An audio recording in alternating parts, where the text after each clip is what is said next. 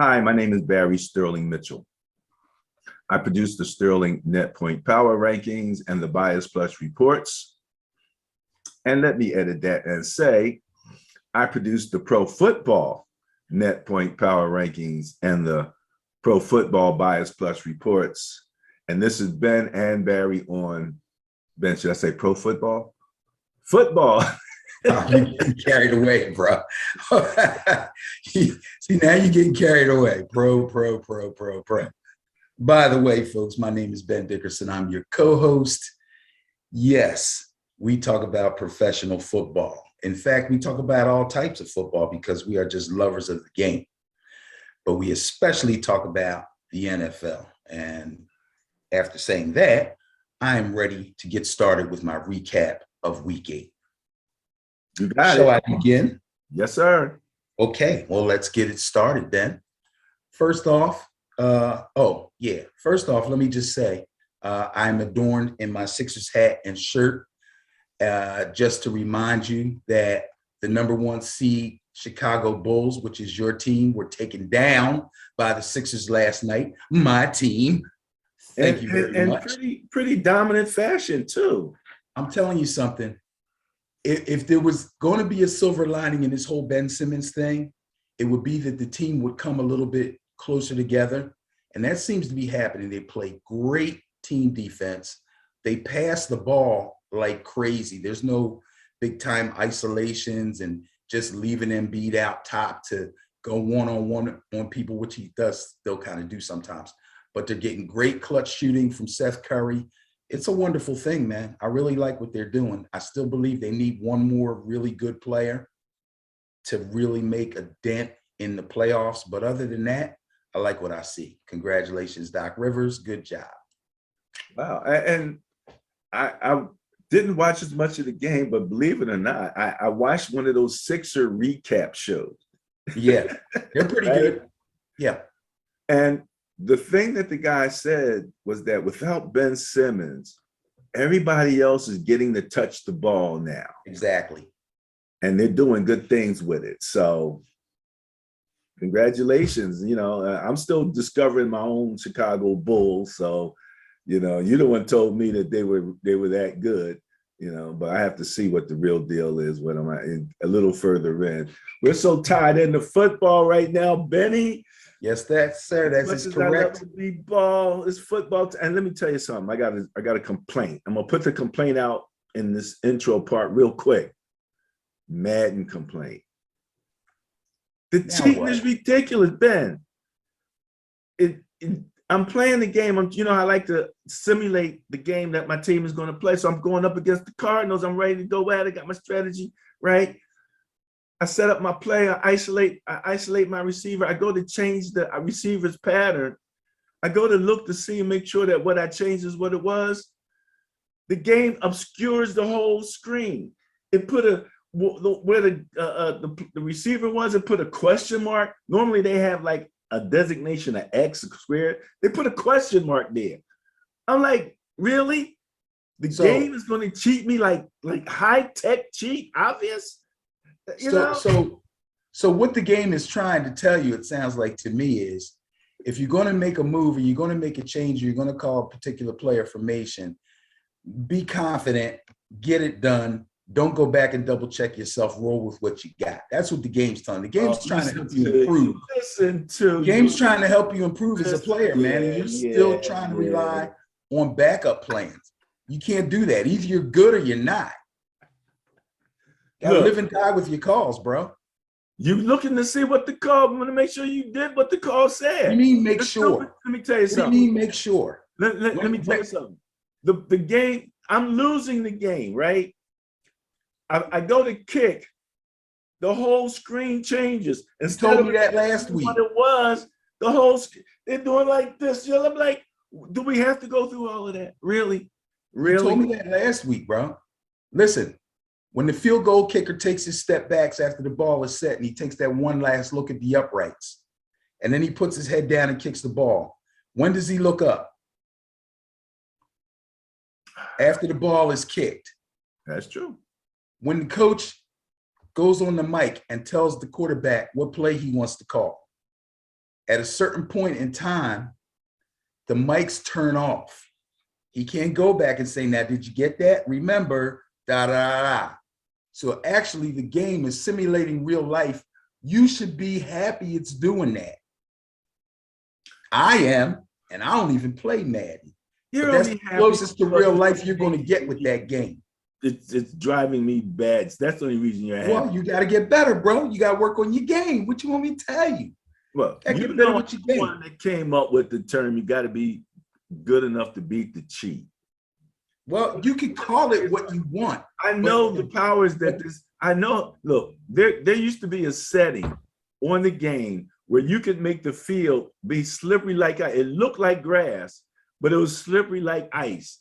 And that was just a setting. And we used to have great fun doing that. Now, that means that that's a level of control that the game has that can do. You don't have that level of control. And even if you set up somebody to change their route, that don't mean that you don't do a check, double check. You might look over at them, do that thing. Yeah, I know what you're doing. You know what I'm saying? That's so now you know you can't do that anymore. Check, we get ready to go at it. So now you know you can't do that anymore. So now you know that. So you got to be more decisive. You got to be better.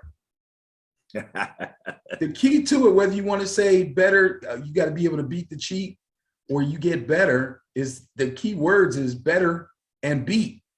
You got to get better to beat the cheat. I don't mind the challenge of playing the game. You know, the fact of the matter is when I'm playing at this level, you know, you don't win many of the matchups anymore. You know what I mean? If it's 11 on 11, you might lose 8. You're still trying to make the play. But that's you win, nobody will buy the game anymore. That's a cheat thing that's part of the game. I don't mind that because at least it's part of the game. It's like when all of a sudden you make the sky change or something like that to throw the whole thing off. I'm like, that's like the fix is in type thing. Bro, you're killing me right now. I know. Crying about a Madden game. So guess what? Last Thursday night, there was a football game, a real live football game with real live people.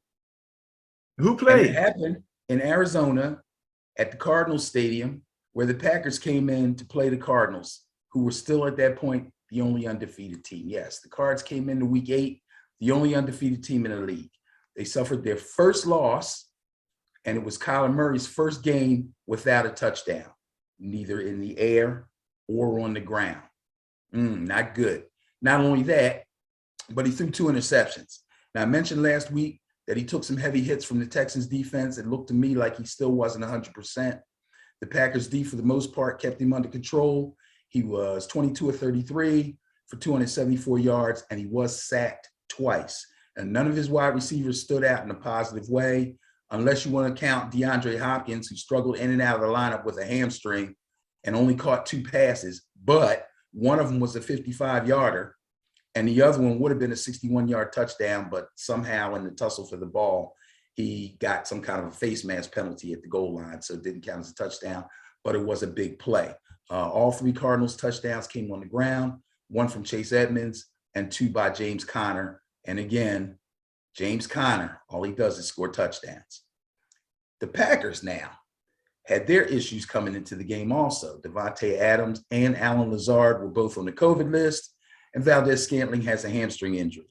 Aaron Rodgers worked with what he had. He managed to find his old buddy, Randall Cobb, in the end zone, which you predicted, twice.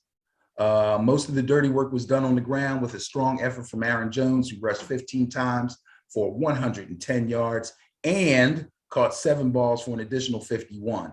A.J. Dillon also helped out, keep Jones fresh. He carried the ball 16 times for 78 yards. Next up, the Atlanta Falcons hosted the Carolina Panthers in a division matchup.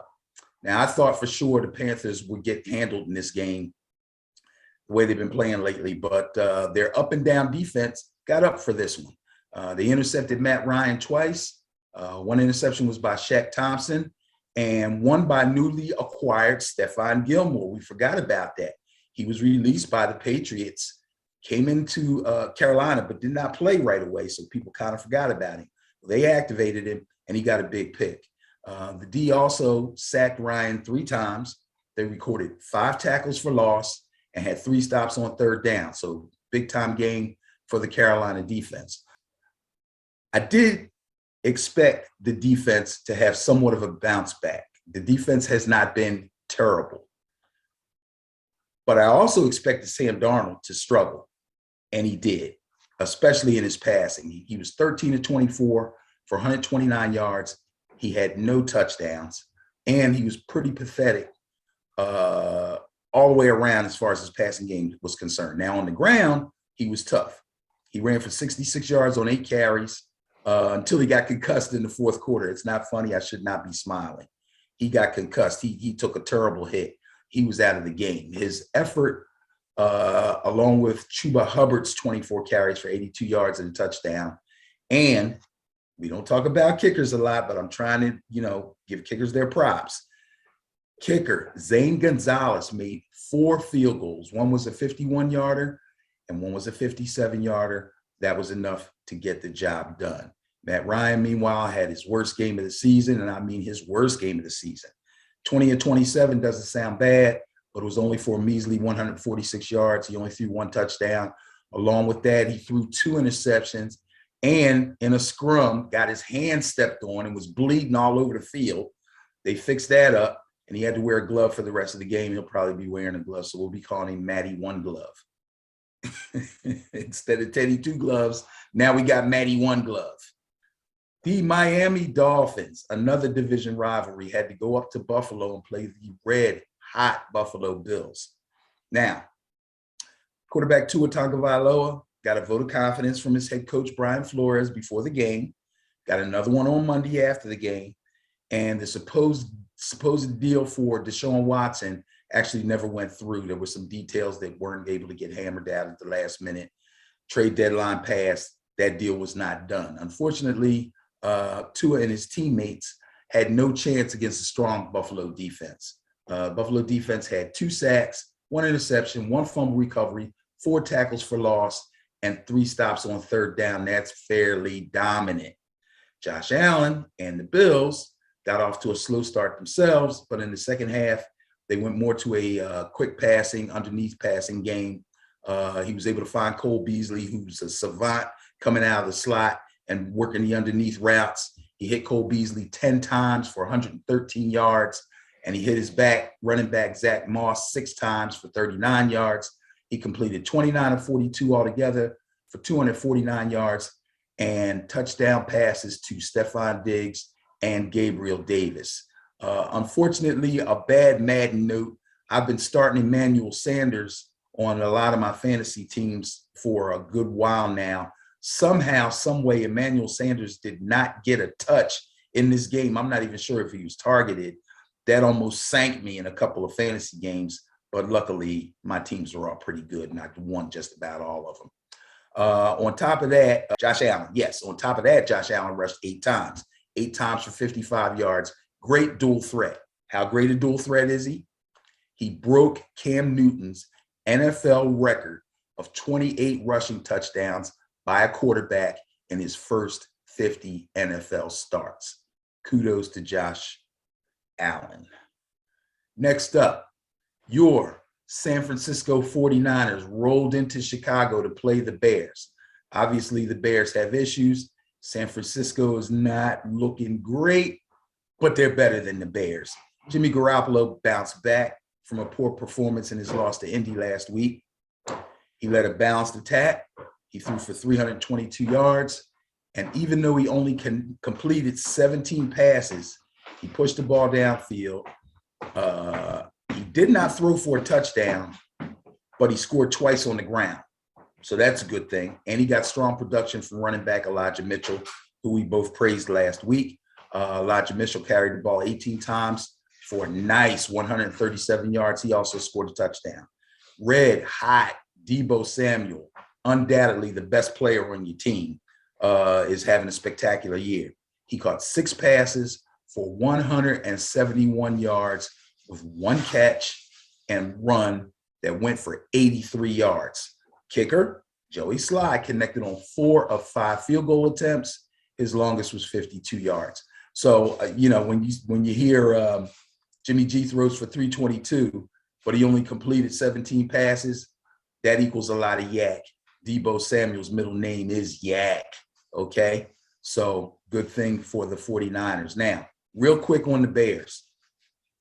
I've been talking about head coach Matt Nagy and his questionable play calling and his use of rookie quarterback Justin Fields. In a game that the Bears won earlier this season, Fields praised the way offensive coordinator Bill Lazor called plays in that particular game. And against the Niners, even though it was a loss, with Nagy not there at the game because of COVID protocols, Fields had arguably his best game of the season. The Bears tried to run the ball, obviously, to keep pressure off of Fields. They used Khalil Herbert. He rushed 23 times for 72 yards. And although Fields didn't put up great numbers through the air, he did throw a touchdown pass. And the coaching staff, since Nagy wasn't there, turned him loose on the ground. Guess what he got? 10 rushes for 103 yards, okay? Evidently, everybody in the organization knows how to use Justin Fields except for the head coach. Baffling. Wow. Pittsburgh Steelers, big time division rivalry with the Cleveland Browns. They had to go up to Cleveland to play. And let me tell you something. Baker Mayfield is a mess. This game wasn't real pretty, but, you know, I'll let you know what happened here. But Baker Mayfield is really having problems. He has only 6 passing touchdowns so far this season. And he threw 225 scoreless yards against the Steelers. 225 ain't great. No touchdowns, even worse. Consequently, the Bears, who looked like surefire contenders at the beginning of the year, are now struggling to keep things together. Without their vaunted run-blocking offensive line and their stable of running backs, seems like there's no bottom to this running back thing they got going. But without it, they wouldn't have much to bring to the table each week as far as offense is concerned. So they're lucky that Nick Chubb came back from injury. They're still waiting for Kareem Hunt to come back. But Dearness Henderson, Dearness, I forgot his last name, Johnson, Dearness Johnson, has been filling in admirably. Let's see, what did Chubb have? Chubb had 16 carries for 61 yards, and actually he would have had an even better day, but a couple of really good runs got called back on some questionable holding calls. I didn't watch that game completely, but I did see some plays where flags came out, and for the life of me, I couldn't figure out what the heck was going on because I saw no holding. But, you know, referees, what are you going to do? Meanwhile, the formula for the Steelers is check downs, quick releases, solid run game, and a formidable defense. We talk about that all the time. Every team needs to have that. But living off of check downs and quick releases, short passes, short to intermediate passes, living all that off of that might not be a total formula for success. I mean, it's working for the Steelers right now, but they kind of have to be that way. Big Ben completed 22 of 34 for 266 yards and 1 touchdown. Now, let's face it, his pass protection isn't the best. His arm strength's fallen off a lot. Rookie running back Najee Harris has been carrying more than his share of the offense, and he had a big workload on Sunday again. He had 26 carries for 120 yards and a touchdown. Deontay Johnson gets most of the short passes and helps keep the chains moving, and the defense, again, was solid. They had 4 sacks, 1 fumble recovery, 2 stops on 4th down, 3 stops on 3rd down, and 4 tackles for loss. So big win for the Steelers in a tight division race. Okay. Oh, here's a non-divisional game. Excuse me. Philadelphia Eagles got to travel to Detroit to play the hapless Lions. Oh, my goodness. Thought this game would be a little bit better considering the Lions gave the Rams a little bit of trouble the week before. But the Eagles finally got a team they could completely dominate, and that hasn't happened since week 1 against Atlanta. At least 3 of their 5 losses, I would say, may have been wins, or at least may have put them in position to win if they had just given the run game a chance. They did not do that. So what do against a basically defenseless team? They run the freaking ball, of course. Jalen Hurts only completed 9 of 14 passes. This guy's been throwing 40 passes week after week after week. But in this game, he was 9-14. He ran the ball 7 times for a whopping 71 yards. Boston Scott carried the ball 12 times, 60 yards, 2 touchdowns. Jordan Howard off the practice squad carried the ball 12 times, 57 yards, 2 more touchdowns. Even Kenneth Gainwell got 13 carries. If I'm Miles Sanders, I'm working on a trade. Get me out of here, okay? Because I think his days as an Eagle are done. But, you know, what can I say? We'll see if this is a trend or not. But I know Eagle fans have been calling for an expanded ground game for some time now. So we'll see what happens next week. Next up, Tennessee Titans went to Indianapolis to play the Colts. Again, another division rivalry. This game was crazy. Tennessee ended up winning the game 34-31. Oh my goodness. I'm going to talk about Carson Wentz real quick. We're going to call this the good, the bad, and the ugly. Okay? Here's the good. Carson Wentz has thrown multiple touchdowns in each of his last 5 games. He threw 3 touchdowns in this game. He also, surprisingly to me, I did not know this, had only thrown 1 interception coming into this game. Good. Now the bad. Wentz was a horrible 27-51 for 231 yards. He threw a ton of wobbly ducks, and a bunch of them were underthrown. In fact, he underthrew the ball so much that he ended up, most of those underthrows ended up being defensive pass interference. He actually racked up 95 yards worth of defensive pass interference calls against the Titans over the course of the game. Oof. Now the ugly. I mentioned Wentz came into the game with only 1 interception on his record for the whole season, but he threw 2 interceptions in this game. The first one came with 1:26 left in regulation, probably the worst time you can throw one. The Colts are on their own 8-yard line, and the score's tied at 24. They're trying to start to mount a long drive to try to finish the game off. Wentz, trying to avoid a sack, tossed an inexplicable left-handed pitch right into the hands of Titans cornerback Elijah Molden. He just waltzes into the end zone for a pick 6. Now, with a little more than a minute left to play,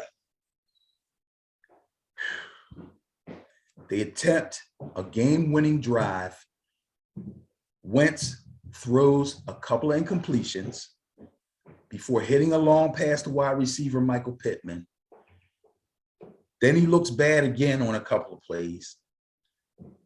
Then he draws another DPI against the Titans that gets him down to the 1. And then Jonathan Taylor scores from the 1-yard line. That's crazy. They didn't deserve to be able to complete that drive and get the game in overtime, but in fact they did. But then in the overtime, Wentz threw his second interception. The Titans were able to convert the turnover into a game-winning field goal. Boom, done deal. Now, here's the bad news for the Titans. Derrick Henry has an injured foot that will require surgery. I believe he got the surgery yesterday, or he's getting it today. It will probably keep him out for 6 to 10 weeks. Some people are saying it doesn't make sense for him to even attempt to come back this season. He should just wait out till next year. Some people are saying if it's 6 to 10 weeks and the Titans make a playoff run, it is possible, not probable, but it is possible that Derrick Henry would try to make a comeback and see how far he can help take them. Let me see. In the meantime, Ryan Tannehill is going to have to raise his game now. He did enough to get the win on Sunday. He did throw 2 really ugly interceptions, but for the most part, he was efficient. He was 23 of 33 for 265, and he did throw 3 touchdown passes. Oh, okay. This game was a shocker to me. I watched this game, and I couldn't believe what I was looking at. Cincinnati Bengals, the red-hot Cincinnati Bengals, go to the Meadowlands to play the New York Jets. The New York Jets win the game 34-31. Let me apologize for busting on Mike White. That's his name, right? I want to call him Clark Kent now. I think his name is Mike White. My goodness. Anyway, after a blowout of the Lions in week 6, followed by a dominant win over the Ravens, the Bengals seemed to take the Jets lightly. In my eyes, that's the way I saw it. I think that, and this happens, pro, college, high school, little league, team comes in, they don't quite focus on their opponent because the opponent hasn't looked good. And before you know it, you're in a game. Now, their defense was able to sack Mike White twice, and they picked him off twice, but they were only to get one stop on third down. So for some reason, the defense was off. I don't know. Joe Burrow did throw 3 touchdowns, and he had one disastrous interception in the fourth quarter, and I do mean disastrous. Now, Joe Mixon couldn't really get going on the ground. I don't know who woke up the Jets defense, but they held Mixon in check, and the only real big plays the entire day for the Bengals was a 55-yard pass to T. Higgins and a 46-yarder to Mixon. Burrow's interception came, excuse me, with 4:36 left in the game, and the Bengals were up. Shaq Lawson actually read a screen pass, broke on it, tipped the ball up in the air to himself, and boy, that one hurt. Right after that, Mike White comes in, throws a touchdown to tight end Tyler Croft, and that's all she wrote for the Cincinnati Bengals. Tough loss for them. I know it stung really bad, but we'll see if they can bounce back. Meanwhile, we'll have to also see if the Jets can turn that into something more positive. But Mike White got the job done. LA Rams, super hot Ram. Okay, here you go. Here's a game with arguably the best team in the NFL at this moment. And I say arguably because we haven't talked about the Dallas Cowboys yet. But the LA Rams go down to Houston, Texas, play the Houston Texans. Arguably the worst team, and not so arguably the worst defense in the NFL. So let's get this out of the way real quick. Davis Mills threw for 310 yards, but most of it was in the fourth quarter of the game after the team fell behind 38-0. So if you were stuck because of bye weeks in fantasy and you're like, I'm just going to flip a coin and grab Davis Mills, guess what? It worked. But in real life, no, sir. Got nothing done. Matt Stafford wasn't even in the game in the fourth quarter. 38-0. He took a seat. No problem. Both of Davis Mills' touchdown passes were in the fourth quarter, mostly against a soft prevent defense by the Rams. The Rams were super efficient as usual on offense. Stafford was a nice 21-32 for 305 yards and 3 touchdowns. One went to Cooper Kupp, one went to Robert Woods, one went to running back Darrell Henderson. Darrell Henderson's having a nice year. And in this game, he rushed 90 yards and he scored a touchdown. So the Rams are firing on all cylinders and looking wonderful. Next up, New England Patriots go all the way up to the West Coast to play the LA Chargers. Ooh, man, I got to tell you, New England got the win, 27-24. It was a good game. Didn't go as expected in my mind, but I wasn't surprised by the end of the game. I have a bit of a new respect for the Patriots defense. I mean, I always admired Bill Belichick for being able to scheme up difficulties for opposing offenses. And he did a really nice job on the high-scoring Chargers offense this time. Justin Herbert only completed 18 of 35 passes for 223 yards. He did throw 2 touchdowns, but he also threw 2 interceptions. And both of them were picked off by Adrian Phillips, who is a former Charger. I think they let him go about 2 seasons ago, and he's been playing for the Patriots. He got 2 picks, and one was a pick 6. For the Patriots, Mac Jones was inefficient, completing only 18 of 35 passes for 218 yards. He didn't throw any TDs, but he also didn't have any turnovers. He game managed the offense into position for 4 Nick Folk field goals, and Damian Harris had a touchdown run. Great job by Mac and Cheese. Great managing job on offense. Nice turn up on defense.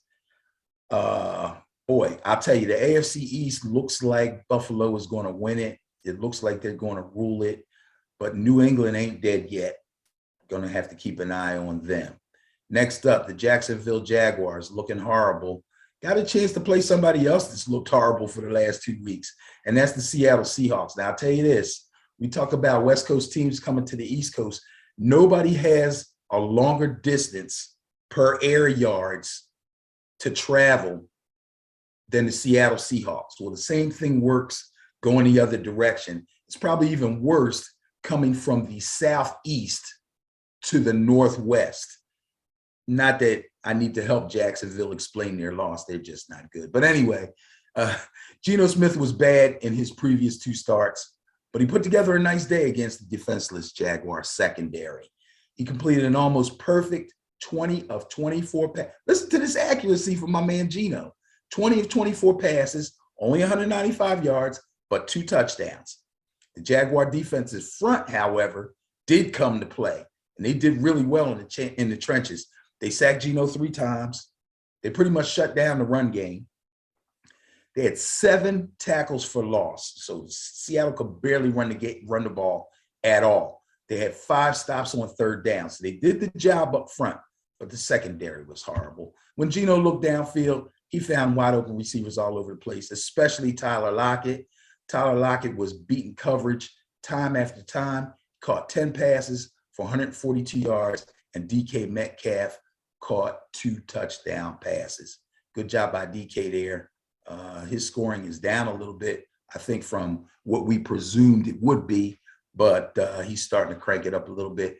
It'll be interesting to see if Russell Wilson gets back soon.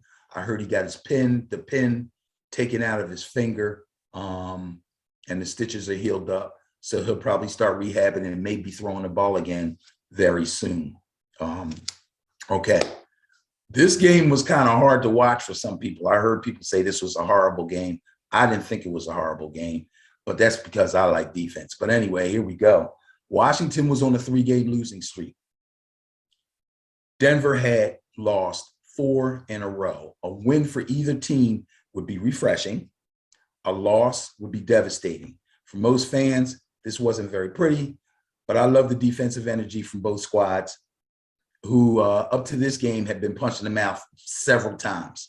For Denver, Teddy Bridgewater has been very disappointing. The Broncos have a nice receiving core with Courtland Sutton, Tim Patrick, and Jerry Jeudy just got back from injury. Teddy was 19 of 26 for 213 yards and 1 touchdown pass.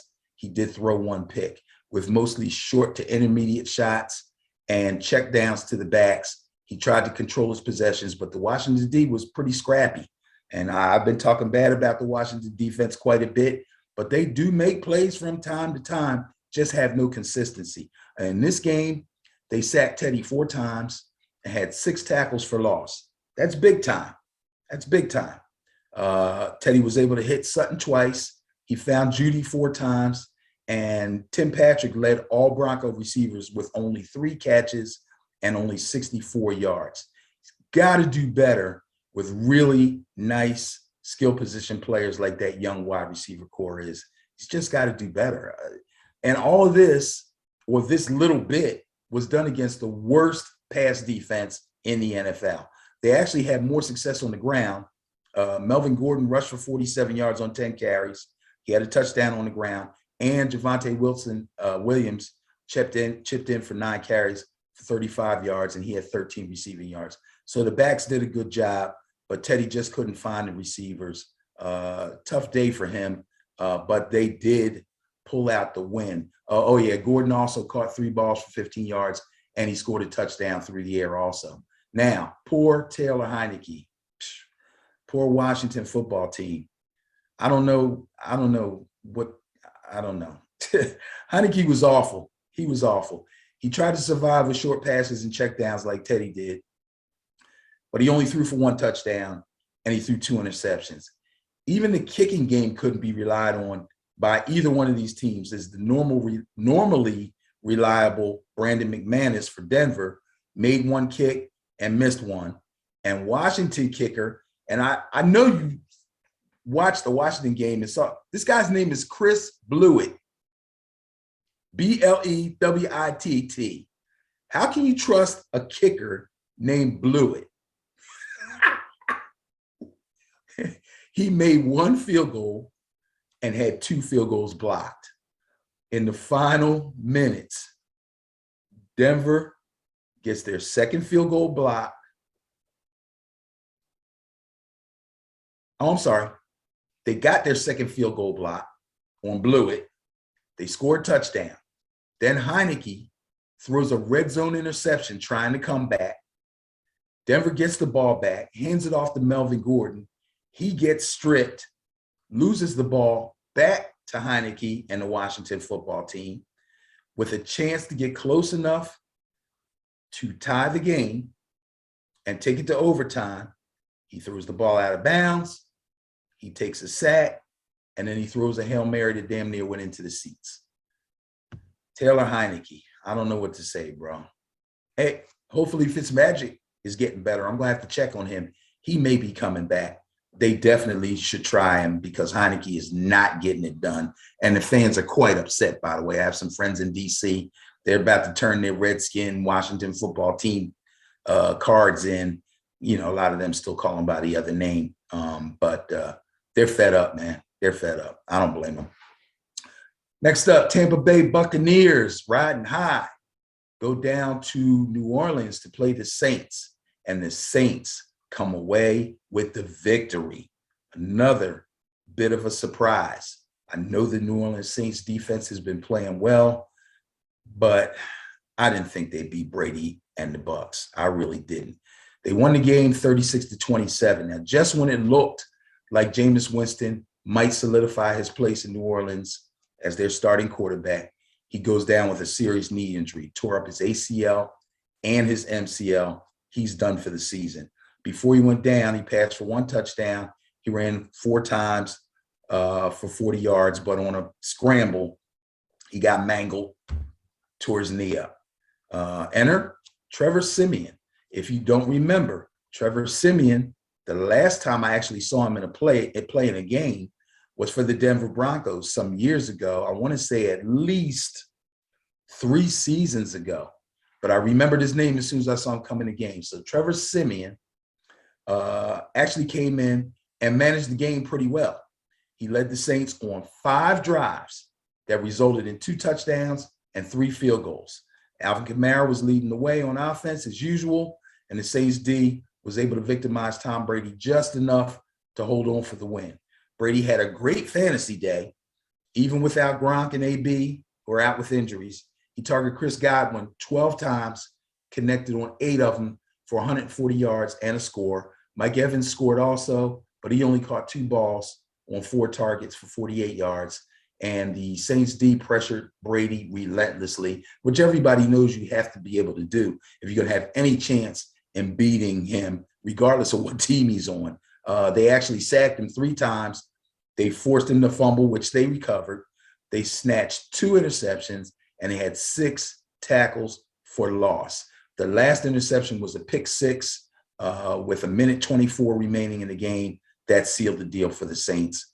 Good job, New Orleans. Now, what they're going to do quarterback-wise, I don't know. I think Simeon may start the next game because he's out with a concussion. I don't know if he's going to be ready for this game. Next up, Dallas Cowboys roll into Minnesota and win the game 20-16, coming off a bye. This was Sunday Night Football. So Kirk Cousins has thrown multiple TDs plenty of times this season. And with Dak Prescott being out of this game to rest his injured calf, this looked like a game he may have been able to outscore the Dallas offense. Because let's face it, he's thrown multiple TDs in several games. And the Dallas offense was working with backup Cooper Rush. But as we've seen so many times before, Cousins produced a dud.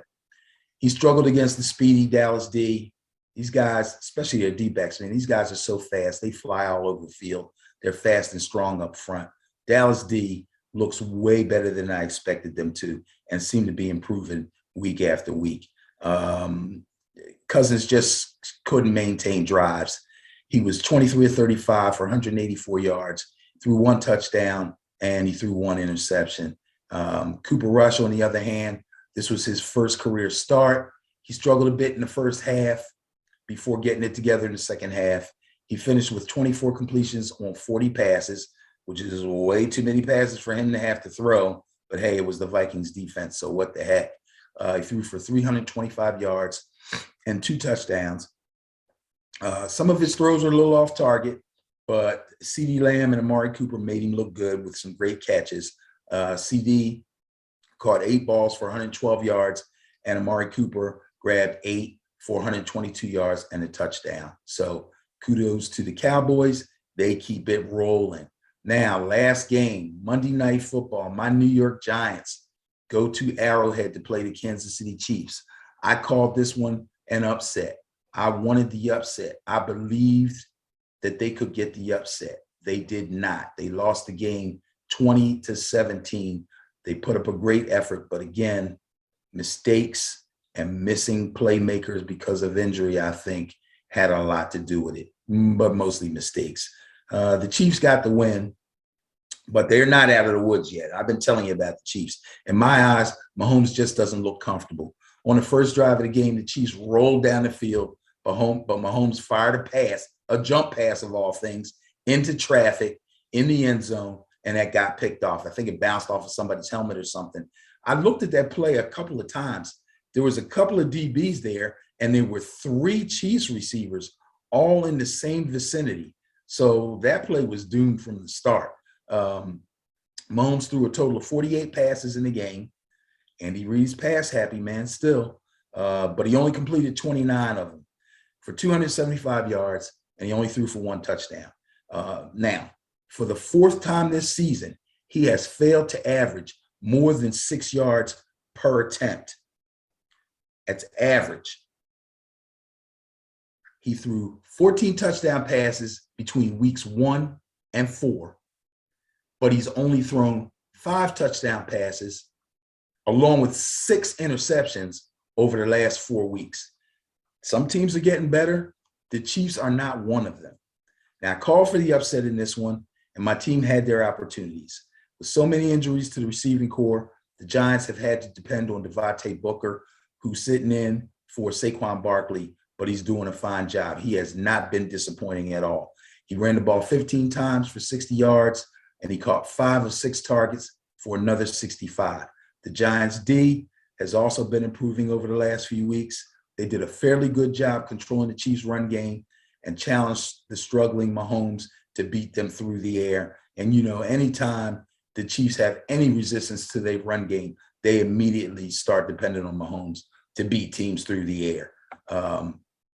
So the Giants just kind of goaded them into it, but it wasn't hard to press them because Andy Reid loves to throw the ball anyway. At the end of the day, the Giants' hopes were dashed by an interception that Jones threw in the first quarter after just getting the ball back after an interception by the Giants' defense. The pick that he threw led to the Chiefs' first score in the first half. Then Jones had 2 terrible series. One was at the end of the half where he got nothing when they should have gotten something. And then in the final seconds of the game, he took a bad sack, threw 2 interceptions, and killed any chance of getting in the field goal range. What can I say? My poor New York Giants. But anyway, that's the week that was. That's week 8. Those are the results. What do you say, Bear? Number 1, we do the Bias Plus report, which is our way of looking at the matchups. So we really haven't been reporting on our results much from the previous week. And the previous week would have been, finishing up week 8. So first off, how did you do for week 8? I was hoping you wouldn't ask. When I do good, I always make sure I tell everybody, right? So I didn't say anything because this was horrible. This was one of my worst weeks in a few seasons. I won 7, I lost 8. It was really bad. And the crazy thing is, going into the week, I didn't think I really had stuck my neck out that badly.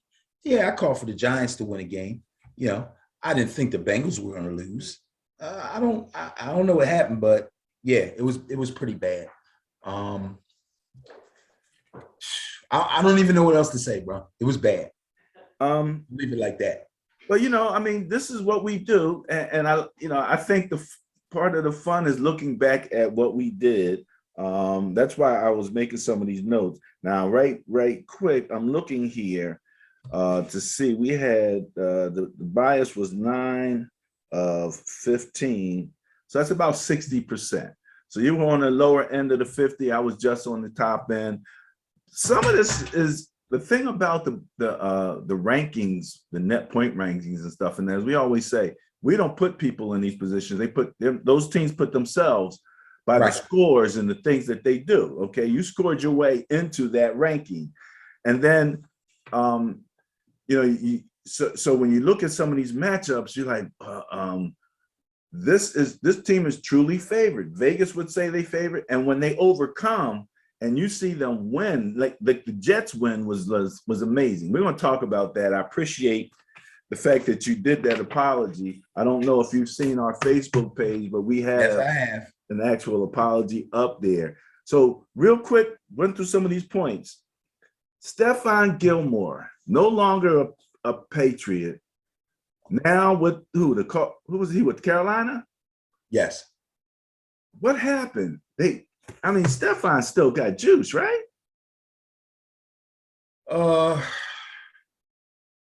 Yes, he does still have juice, to answer your question. To answer the other question as far as what happened, I kind of lost track of him because this went down a few weeks ago. I believe it had something to do probably with age, the combination of age and money. Okay. I think he was due for a contract extension or was trying to get a contract extension or may have been up for a new contract. And I believe that they just did not want to pay him. So. All right. Fun fact, I'm watching the Eagles play on the East Coast, right? We're red zone, right? And you got the Rams playing on the West Coast. And at some particular point, simultaneously, the scores for both of those games was 38-0. Simultaneously At the same time. I'm going, is this a crazy, twin universe thing going on here? The Eagles first of all, 38-0 is not your average score. You know what I mean? It's not like 12-16 or, you know what I mean? Where it's 2 touchdowns in the field, 17-14. Something like, every team's going to score somewhere in that vicinity for the most part. But right. Nothing. Well, I mean, by the way, it wasn't, well, I'm not going to do that to you. It wasn't East Coast, West Coast. One game was in Texas and the other one was in Detroit. But I understand what you're saying. Okay. We're talking about the Houston Texans and the Detroit Lions. So, I mean, I'm like, it's just some weird symmetry there. Okay, but also, I gotta kind of.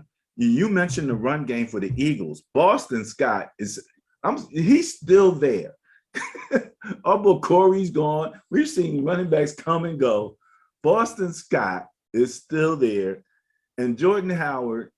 This is again, they almost have the little a lightning thunder thing going on there because they're handing that ball off to Boston Scott. I don't care where they are on the field. You don't want me to comment on that, do you? You don't have to. That's up to you. Okay. No, because I don't. Philadelphia fans are mad at me enough. Well, what the heck? What the heck? All right, real quick. You mentioned. And I want to thank you because you probably were the only ones who actually looked at my intriguing game of the week write-up. Oh, yeah, I made a comment, right? Yes, you did. Well, you at least liked it. I don't know if you made a comment or not. Okay. I know you did. I know you saw it. You know what I mean? But a surprise, again. You know what I mean? That's what kind of, you look at these games, you go, okay, these are all the tension factors that are going to come, and clash together there. And, you know, that efficiency of the Patriots, again, even in the virtual world, hard to beat. I mean, completing passes. You know, this guy completes passes, man. So I'm keeping an eye on them. And when we do the rankings, I think this will confirm your thoughts about the Patriots defense. Mm-hmm. Talking about Wentz, watching watching the media, trying to think of the guy. He's on TV. I think he played with the Colts. He's like a lineman or something like that. And he's on there and they're talking about Wentz. And he said, "This is a pregame show?" No, this is one of the review shows after the, you know, looking back at the weekend type things. Probably Jeff Saturday. Jeff Saturday. Yes, it was. Thank you. See, I knew you'd know. I knew you know. Jeff Saturday said, if I was his team, if that had been me, if I had been his teammate, when Wentz threw that ball from the end zone, he said, I would have had to tell him, you ever do that again, I'm throwing hands. It was horrendous. He said, I'm throwing hands. Bro, I have a new theory. Getting ready to happen, and I'm going, no, don't do that. I have a theory. You know, there's all of this DNA, see who you're related to and everything. I want to do a DNA thing because I think a lot of these teams, Wentz in particular, I'm going to mention, has the Trubisky gene. I think they're genetically connected to Trubisky. Oh, and don't laugh because I'm starting to wonder about Daniel Jones. Okay. Oh, Daniel Jones is getting better. Oh, he's getting better. Getting better. Okay. All right. Look at his turnovers from the last 2 years and look at his turnovers this year. He's way better. All right. But Trubisky is not bad except when you need him to be really good. And he has brain farts. It's the brain farts per game and at crucial times that is going to mark the Trubisky gene amongst different quarterbacks. So, well, there's brain farts, and then there's risky, incomprehensibly bad decisions, which may or may not be brain farts. So if it's a gene, okay, that's one thing. If it's a disease, Patrick Mahomes caught it. Well, okay, we'll put that out in the universe and see how that comes back. The Dolphins made a kick decision in the game. Rather than kick the ball, tie the game up, they decide to go for two. The funny thing was the red zone announcer literally said, this is an analytics decision. And I thought about that. Okay, there you go. It was like, it didn't make sense. You kick the ball, you play, you tie the game up, you know, you eliminate the potential to lose or at least be behind. Play football, Jimmy Christmas. It's absolutely amazing. But that's what they did. Now, we like the coach down there. We've given him lots and lots of praise. Do you think he's getting bullied by the analytic people on the Dolphins? I mean, sometimes when you look at analytics, it'll tell you what to do based on certain factors. But I think that one told them what to do based on certain factors. And, oh, yeah, by the way, you're playing the Buffalo Bills. So, it's one of those, what do you got to lose things? Hey, they weren't going to win that game. Okay. Well, if that's your logic there. All right. I'm not going to go too much. No, it's not my logic. It's their logic. You're saying that's what their logic added up to, right? Yeah, they did it. I ain't do it. Might as well do something risky and unfootball fundamental like. What's the risk? If you don't get it, you miss out on getting one more point. If you do get it, 1 that's a point lead, positive. tie the game. You're no longer losing. Okay, not that game. And if you get 2 points, you can win a game by 1, but not that game. So what the heck? What the heck? Right. Guess what? Russell's back. Or is he? Russell who? See him take he showed some kind of pin that they took out. And He's not back yet. You think he's going to play in the upcoming game week? That's a good possibility. That's what I'm wondering. They're ready to sit Geno down. No, they're ready to start Russell. Not ready to set Geno down. When Russell's ready, he'll go. If he's not, Geno goes. He's got to rehab that thing first. He's got to be able to make a fist. He's got to be able to grip a ball. He's got to be able to throw accurate passes. Hasn't done any of that yet. Okay. Well, I saw he said he had the pin out like he was ready to rock and roll. So he's been out there faking like he's throwing the ball. But we'll have to see how that all goes. Does Teddy Bridgewater, does his arm look a little soft to you? Well, I'll tell you, Teddy never was one to be touted as having great arm strength. His whole thing was accuracy, footwork, accuracy, being efficient in the pocket. Never a great runner or anything like that. So, and all you have to do is go back to his short time with New Orleans, and he won 5 games when Breeze was out. So, that's kind of how he operates. Unfortunately, the Denver offense needs a little bit more than that. They need somebody who can buy time with their feet so that they can let those young receivers really, really work, because any one of them can take a pass to the house and any one of them can beat somebody over the top. So we have receivers like that. You got to maximize yourself at the quarterback position, and they're just not doing it. He's a game manager. He's on the wrong team. He's in the wrong offense. That's what I think. I think he looks like a backup. Yeah, well, yeah. I would like to bring him in as a backup, but I'm not seeing him as a strong starter anymore. There's a few of these guys that are playing now. They're starting to look like backups.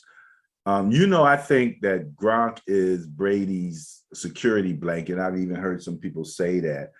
What do you think? Do you think Gronk's health's going to have him back by the playoffs? Yes, by the playoffs, yes. Think so? Yes. As long as he's back by the playoffs, then Brady will be okay. I wanted to do a shout out to your Penn State alumnus, Parsons,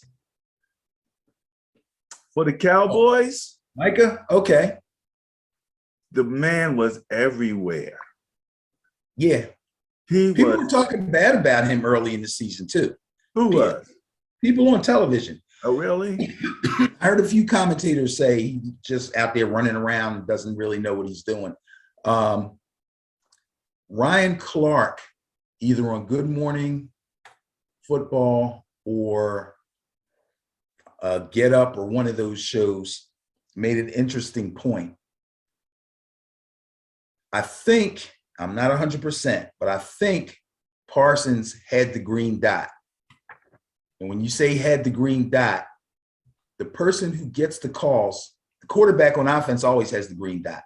He's the guy with the mic, with the earpiece in his helmet that gets the calls from the offensive coordinator. I think Parsons had the green dot on defense previously. They have moved the green dot to a safety. So one of their safeties now, I think the strong safety now, forget his name, he now has the green dot. He gets the calls. He makes the adjustments. That takes pressure off the rookie and allows him to be able to concentrate on what he has to do. It's working. He's playing better. And he's a dynamic player. Extremely fast, extremely good tackler, and he can cover. He was on a show talking about he thinks he could play at an NFL level at D-back or receiver. That's how much he believes in his ability. Well, from what I understand, early on, they had him as a D-end. So he was basically— Yes, because of an injury. Okay. Because of an injury. So now he's playing a little bit more linebacker. Yes. and he ran what, a 4.3 or something like that in the combine. So Mhm. there's nobody on the field he can't run with, Right. for the most part. So I agree with him. You know what I mean? And if he's got hands, you know, he could do anything he wants to do on the football field. I just thought he played great. I was seeing him everywhere, and he was flashing. And I'm like, yeah, I know Ben's all proud of his Penn State boy out there because he's getting it done, you know? He's getting it done. All right, last Remember, we point. did our draft show. First thing I said was, I hope like hell the Giants get him. I remember that. Yeah. So we've had this conversation about coaching and who's getting head coaching jobs and why they do and why they don't. The offensive coordinator for the Kansas City Chiefs, Mr. Bieniemy. So right now, you said the Andy Reid offense. And I think when we talked about why he's not getting head coaching jobs, I have wondered before, was it the shadow of Andy Reid? Like it's like he doesn't get credit when they do great, but he's also not necessarily seem to be getting blamed when they're not doing great. And I'm like, okay, you know, Eric Bieniemy, I'm looking at the person running that offense as Eric Bieniemy. What do you think? I mean, and is this going to hurt his potential head coach opportunity? I don't think it's good. No, I don't think so. This is an indictment on Patrick Mahomes, if you ask me. If there's anything wrong with the way that they're running their offense, is that they're throwing the ball too damn much. But because they had so much success in the previous 2 seasons throwing the ball that damn much, they think they can snap it back and just get it back. Problem is, you need some semblance of ball control now because your defense is weak and can't stop anybody. So you can't just go touchdown for touchdown. You have to get some kind of ball control worked in there. And the only way you're going to be able to do that is to throw the ball to Kelsey more, okay, instead of trying to live off a Tyreek Hill and trying to work these mediocre Nicole Hardman and Pringle and those guys who can only get open twice a game, and start running the ball. And if they don't do that, they're going to continue to struggle. All right, there you go. So that's an indictment on Andy's decision making, and it's hard to tell which one of them is actually calling the plays. I know they work on the offense together, but it's hard to tell because they both put the thing up in front of their face and they both talk into the mic. So I don't know who's calling plays. I think it's Andy, though. You think it's Andy? Well, everybody said when he, you know, the propensity to pass is an Andy Reid trait. Yes. So he automatically kind of gets targeted with that statement. But, you know, okay, there you go. The Sterling Pro Football Net Point Power Rankings for NFL Week 8, 2021. All right. Again, I love the symmetry. We're going to talk about these teams in a little bit in the next slide. We have the actual charts, so you can see there. You see my Niners coming in at 20, looking like they're still on the positive side, but we'll have to see. It's one of those things that, you know, it's not always a 16-16 split. Somehow, I think it's because of the buys. You know, you have maybe 7 teams or whatever that are actually in the positive.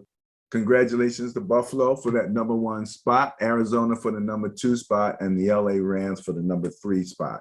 Let's go to turnover differential. Yeah. The #1 spot, your buddies, the Buffalo Bills at plus 1.9. Again, turnover differential, the difference between giveaways and takeaways. For all 32 teams, this is one of the stats that can be both positive and negative, and it is the plus in the bias plus when we look at the matchups. So there you got it in front of you, Ben. I'm just going to talk about the top 5: Buffalo, Indianapolis, New Orleans, Green Bay, and the LA Rams round out the top 5 in turnover differential. Bottom 5 is Jacksonville Jets, Kansas City, there you go, San Francisco, and Atlanta. So before we even look at the other categories, points for and points against, we can pretty much see why Kansas City is having so much trouble. If you turn the ball over more than you take it away, you're going to be hard-pressed to win games.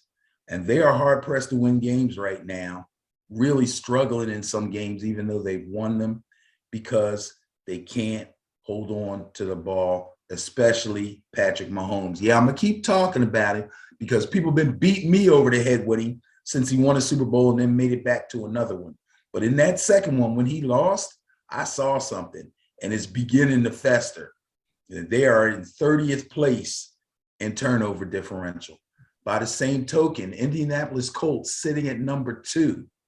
I would have been scratching my head after watching Wentz play this past week until I found out that up to that point, he had only thrown 1 interception. Yeah. Right. And the Colts praising defense, him, it looked like the change was doing him good, and et cetera, et cetera. I mean, I think it is. I think he's still Carson Wentz. Like, he still plays hero ball sometimes. And that's what gets him in trouble. It got him in trouble in Philly, and it'll get him in trouble here too. They just have to, take the sack. Sometimes you got to take the sack. He pitches that ball, guy picks it and runs it in for 6, right? If he takes the sack, it's a safety. That's 2. I'm just saying. I don't remember the down and distance and everything, but you got to have a pretty crisp passing game if you're doing it out of your own end zone like that. And crispness is not necessarily a word that I put with Carson Wentz's passing game. I believe they were attempting to set up a screen pass to the tight end, and the defense read it and kind of blew it up, which made him pull it back down and then go, oh, I don't get sacked. Oh, sorry, left hand. Well, I'll be quite honest with you. That's a brain fart. That's a Trubisky. I don't know if as a coach, an offensive coach, I would be calling screen passes in my own end zone either. Me neither. Yeah, I agree with you 100%. I agree 100%. You don't make it hard on Carson. He has the Trubisky gene. Still in Pro Football Net Point Power Rankings, let's talk about points against this and finishing up in week 8. Ben, do you recognize the number 1 team there? This is another category that they're carrying that number 1 spot. Buffalo Bills only giving up 15.6 points per game. That's actually excellent. It's absolutely half of what Detroit's giving up at number 32 at 30, and let's add Houston in there. But long story short, less than 16 points a game. Denver's number 2 at 17, pretty much tied with Arizona at 17, 0.1 and 0.2 respectively. New Orleans 18.3. New Orleans, okay? New Orleans. It's like their ascendancy here is crazy. And then Carolina, 19, under 20 points a game. So, That's a little skew. Carolina's living off them 3 easy wins they had at the beginning of the season. That's up there. The skew is in, eh? Yeah. I'm not respecting Carolina right now. Let me put it this way. The only part of Carolina's team I actually do respect right now is the defense. They're not terrible, but they're not nearly as good as they seemed to be at the beginning of the season. New Orleans, on the other hand, you saying they're worse than their numbers show, eh? Because of the yes. Well, they're unreliable. They're unreliable. When they play the better teams, and I don't necessarily mean the top teams, when they play the better teams, they're going to struggle. Number 1, because they're not quite as good as these numbers show. And number 2, because their offense is struggling. So, Carolina, you'll see them drop. The Saints are vicious against the run. You got to throw the ball if you want to have any chance against New Orleans. Everybody should know that now. I don't know if they're going to be able to hold on to that 18.3. Arizona's been nice. Somehow, some way, Denver, just every game is like a low-scoring game. Yeah. I don't know what to make of that. I don't know what to make of the Denver thing being in second place. That's kind of crazy. I have to do more research on that one. I believe Cincinnati will rise. I believe Pittsburgh will rise. I believe the New England Patriots will definitely rise.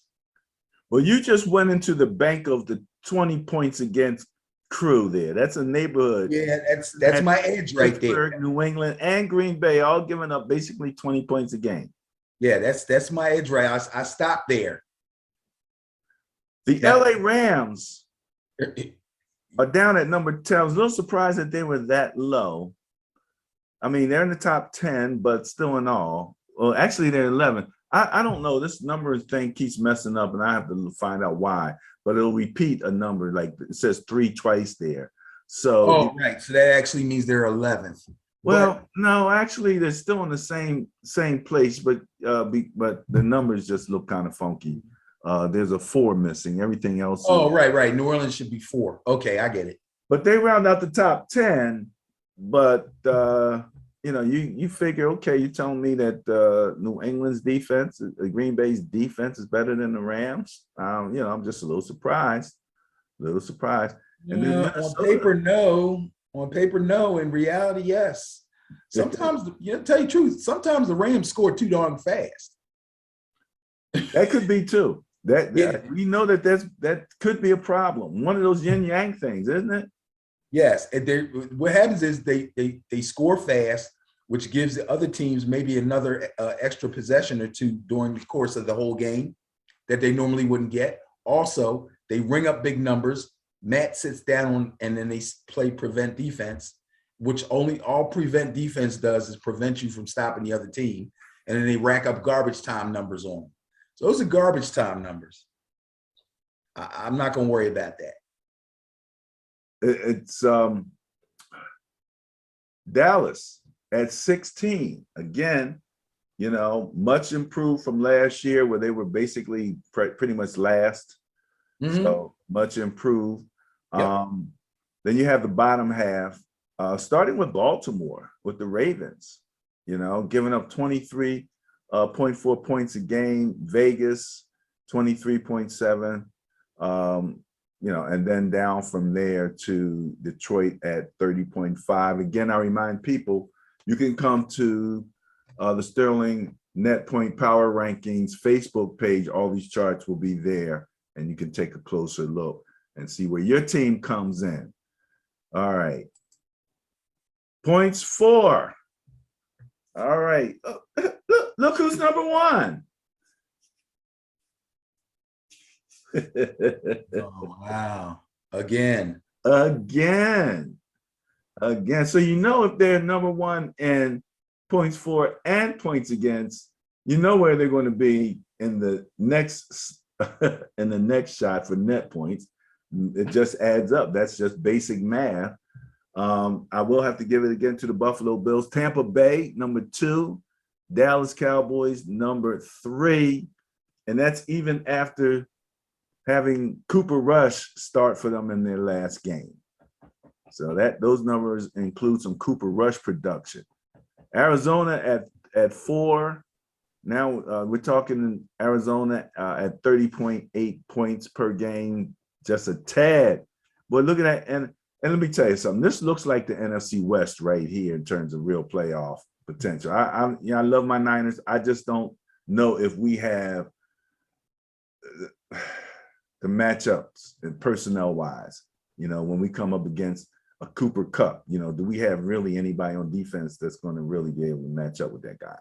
Long story short, the Rams, Tennessee coming in at 28.4, Cincinnati 27.6, Baltimore, and there's your Kansas City Chiefs. They're still scoring in the top 10 at 26 points per game, and I'll just say it's very interesting. We talked about the New England defense. Did we really talk about the New England defense, man? I'm just take a step back. A little bit. Yes. Where were they at? Number 8. Okay. All right. We say that top 8 is where we're looking for those playoff contenders from. And here they are just below the Kansas City Chiefs in terms of scoring at 25.8 points per game. Not bad for a game manager quarterback. Hey, look, let me tell you something. I think he went some people are still talking about the Niners should have taken Mac Jones. Oh, geez. It's amazing that they're saying that because he's having success, but he's having success in New England, not in San Francisco. It's different. You know, you got to give that coach their due. You got anything for the scorers here? Gee whiz. Buffalo, not surprised. Tampa, not surprised. Dallas, not surprised. Arizona fell on a little bit of some rockiness there. Kyler Murray's taking some pretty bad hits. I think they got a bye week coming up. They're going to have to get him healthy for the stretch run. Rams are cruising along very nicely. Tennessee without Derrick Henry is going to be extremely interesting to watch. Tannehill's going to have to really turn it up.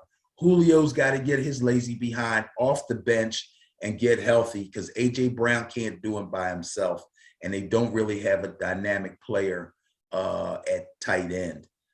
It's going to be very interesting to see who turns out to be the #1 running back there. It could be Jeremy McNichols, who's the backup, who's really more of a pass-catching back. And there's a possibility that it could be AD. Adrian Peterson is coming back. He's on the Titans practice squad right now, getting himself together, learning the plays and all that. And we'll see how long it takes before they make him active. You know, since we normally talk about the top 8 as far as being contenders is concerned, I believe Cincinnati will stay up in there. I believe Baltimore, coming off of their bye week, is ready to make another run. So we'll see. All right. Kind of crazy because you got 1, 2, 3, 4. Yeah, top 8's 4 AFC and 4 NFC. Okay. All right. Interesting. Interesting split. Even right down the middle, eh? Yep. So here's the other half of the bias plus. We utilize the net points and the turnover differential as the 2 main factors when we're doing our matchup analysis. And as predicted, look who's #1, the Buffalo Bills. Again, if you're #1 in points against and in points for, then there's the math for it. It's going to come up net points as #1. Arizona's #2. Buffalo at net point 17.1. Again, this is one of those stats where you can be both positive and negative. On the polar opposite end, you have your Houston Texans at minus 15.2 points per game. So that's saying on average, they're losing by a little over 2 touchdowns on a per game basis. So staying on the left, where we're pretty much all positive. Actually, as I said to you, Ben, it's positive down to what? Number 19. Cleveland's just holding up the positive side at plus 0.4. That's not a great win average. Carolina and Minnesota. We're going to talk a little bit about our boy Kirk Cousins, Ben. We put up an article on the Ben and Barry on Facebook page on Ben and Barry on football. Philadelphia, number 16, holding up the top half there. So you have Buffalo, Arizona, the Rams, Tampa Bay, and Dallas as your top 5, ranging from net points 17 down to net points plus 9. And Rams, Tampa Bay, and Dallas are all in that 9 range. So there you got your net point power group. Right off the bat, top 5 teams, top 5 quarterbacks. Okay. All right. These top 5 teams have the 5 best quarterbacks playing right now. People can go, oh, how can you say Dak is better than Lamar? How can you say, nah, I don't want to hear it. Playing right now, results in from week 1 to this point that we're talking right here, right now. Josh Allen, Kyler Murray, Matt Stafford, Tom Brady, and Dak Prescott are the 5 top quarterbacks in the league right now. And they're putting up the numbers to prove it. Well, again, we look at the top 8, so we'll expand it down. You have the Bengals. Their quarterback is pretty good. New Orleans, big quarterback question now. We'll talk about that in the Bias Plus report. And rounding out the top 8, those New England Patriots. I'm just intrigued by New England, Ben. Even when you talked about N'Keal Harry, now all of a sudden he wants to stay, right? This is a great place to be. Yeah. Whoopie-doo, N'Keal Harry. Oh my goodness. Oh my goodness. We're also going to talk a little later in the comments section about the LA Raiders and the second blow that they took to their psyche with the Ruggs situation, which is just devastating. I'm devastated for the person who died in the wreck, but I'm also devastated that Henry Ruggs did that to himself in his career. You know what I mean? So we'll talk about that in the comments section. But wrapping up net points, anything further? No, everything looks pretty good right now as far as I think all the offensive skews have been eliminated and people are falling, or teams are falling into place pretty much where they belong. Again, I don't know, Ben. I think Philadelphia's got some skew going on right about now. Why? Over the Detroit game? Hey, what did they put 41 points up on Detroit? Yeah. Now, Rams, I can see them putting up 41 on somebody. They did 38. I think they stuck to the 38 thing, but that was a big win in Philadelphia. Let me see. And it remains to be seen if that becomes a skew, because we usually talk about the skew when we say somebody is someplace where they don't necessarily belong. So we'll see how long that holds up and keeps them where they are. But that's one blowout game. They had one other blowout game in week 1, and every other game they've been getting their behinds kicked or losing on something goofy. So they went, Ben, in week 7 from net points minus 3.7 and a 23 ranking to plus 1.5 and ranked on 16 in 1 week. Okay. So we'll see how long that holds. Well, yeah, that's why it's a skew, because I don't expect it to hold. We shall see. All right. That wraps up the Sterling Net Point Power Rankings portion of the show. Next up, the Bias Plus reports. Yep.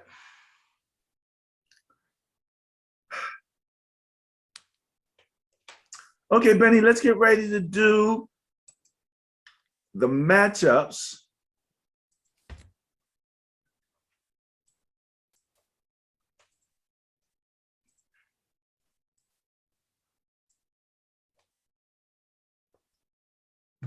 The matchups for NFL Week 9. This is the Pro Football Bias Plus reports, where we utilize the net points and the turnover differentials in our matchup combinations. The first game on the schedule, this would be tonight, right? Today is Thursday. Yes, it is.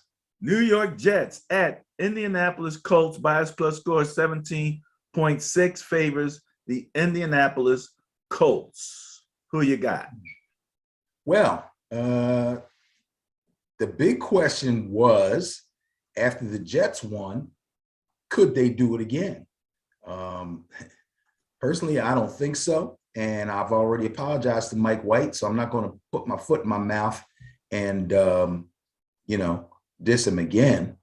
But the Colts lost in overtime to Tennessee last week, and it wasn't pretty at all. So, man, this is actually a tougher game to call than first it seemed. And let me mention real quick, Benny, one thing that the Jets have is a pretty decent rush. They have a decent pass rush. They have an excellent running back. The Jets haven't shown anything spectacular on defense as far as being able to really, put up a fight. I don't know what happened to Cincinnati, except that I think that they really just took them lightly. I think they really did. I can't explain it any other way. So I'm going to go with the Colts on this. I'll stick with the bias, go with the Colts. I think Wentz will find a way, along with a good running attack, to take care of business. Ben's going with the bias and the Colts. Next up, Cleveland Browns at Cincinnati Bengals. The battle for Ohio is on. Bias plus score 7.1 favors the Cincinnati Bengals. With all the drama, with the Odell Beckham drama in Cleveland, can they focus, Benny? Can they focus and deal with this Cincinnati Bengals squad? Who gave up you just said gave up a kind of a weird game against the Jets.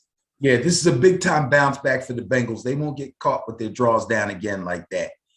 They're gonna, and who better to have a bounce back game against but a division rival that most people thought would be ahead of you in the standings by this point. I think that the Bengals are going to smack the Browns around. You're right. The Browns have a lot of stuff going on. The Bengals will have to concentrate on the Browns running attack. But when it comes to Baker Mayfield and that receiving core, they shouldn't have any trouble at all. I think the Bengals are just better, and they'll have to be careful. The Browns defense, they're not slouches, especially up front. But if they can keep Burrow clean and he can find Jamar, T. Higgins, and Boyd, he's got plenty of weapons, and they can get Mixon untracked a little bit. Even if they have, see, here's a great thing about Mixon. If he doesn't get it going on the ground, guy's got hands and he's got speed. He can get out and become an extra receiver for you. So the Bengals have a lot more going for them than the Browns, not even to mention the controversy and who knows where Baker's head is at. So, yeah, take the Bengals and go with the bias. Yeah, interesting. Bengals and Cleveland both, in terms of points against, 23, basically. Okay. 22.9. So they're right there, 13 and 14, right there with each other. Where the Bengals are better is in the ranking on scoring. They're ranked 14th. Cleveland's ranked 19th. So, and not a big difference there either, only a couple points. So this could be a very interesting game. Okay. And going with the bias and the Bengals. Denver Broncos at Dallas Cowboys. Bias plus score 7.4 favors the Dallas Cowboys. Is Dak back or not? By all indications, Dak will be back. I haven't heard anything to the controversy. I haven't heard anything to the contrary as far as like a setback or anything. I think they've just been having him take it easy and get treatment. So yeah, he should be fine. All right, there you go. There you go. Next up, take the Cowboys. Sorry, he's taking the Cowboys, going with the bias. Houston Texans at Miami Dolphins. Bias plus score of only 3.3 favors the Miami Dolphins. Bounce back game for Houston, Ben?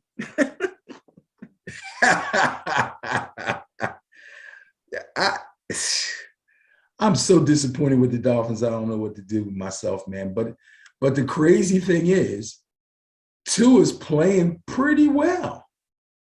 Like, you know, he heard the whispers about Deshaun. He picked up his game. They just can't put an entire game together to get the wins. I'm gonna stick with the Dolphins on this. I'm take the easy way out and go with the bias. Both teams are in the negative as far as net points are concerned. Interesting, how close they actually are.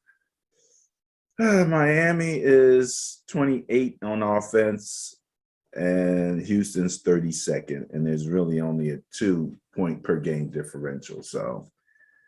But Texans have really been smacked around. They've taken some really crushing losses. Like, I don't know how long they're even going to be able to hold it together, man.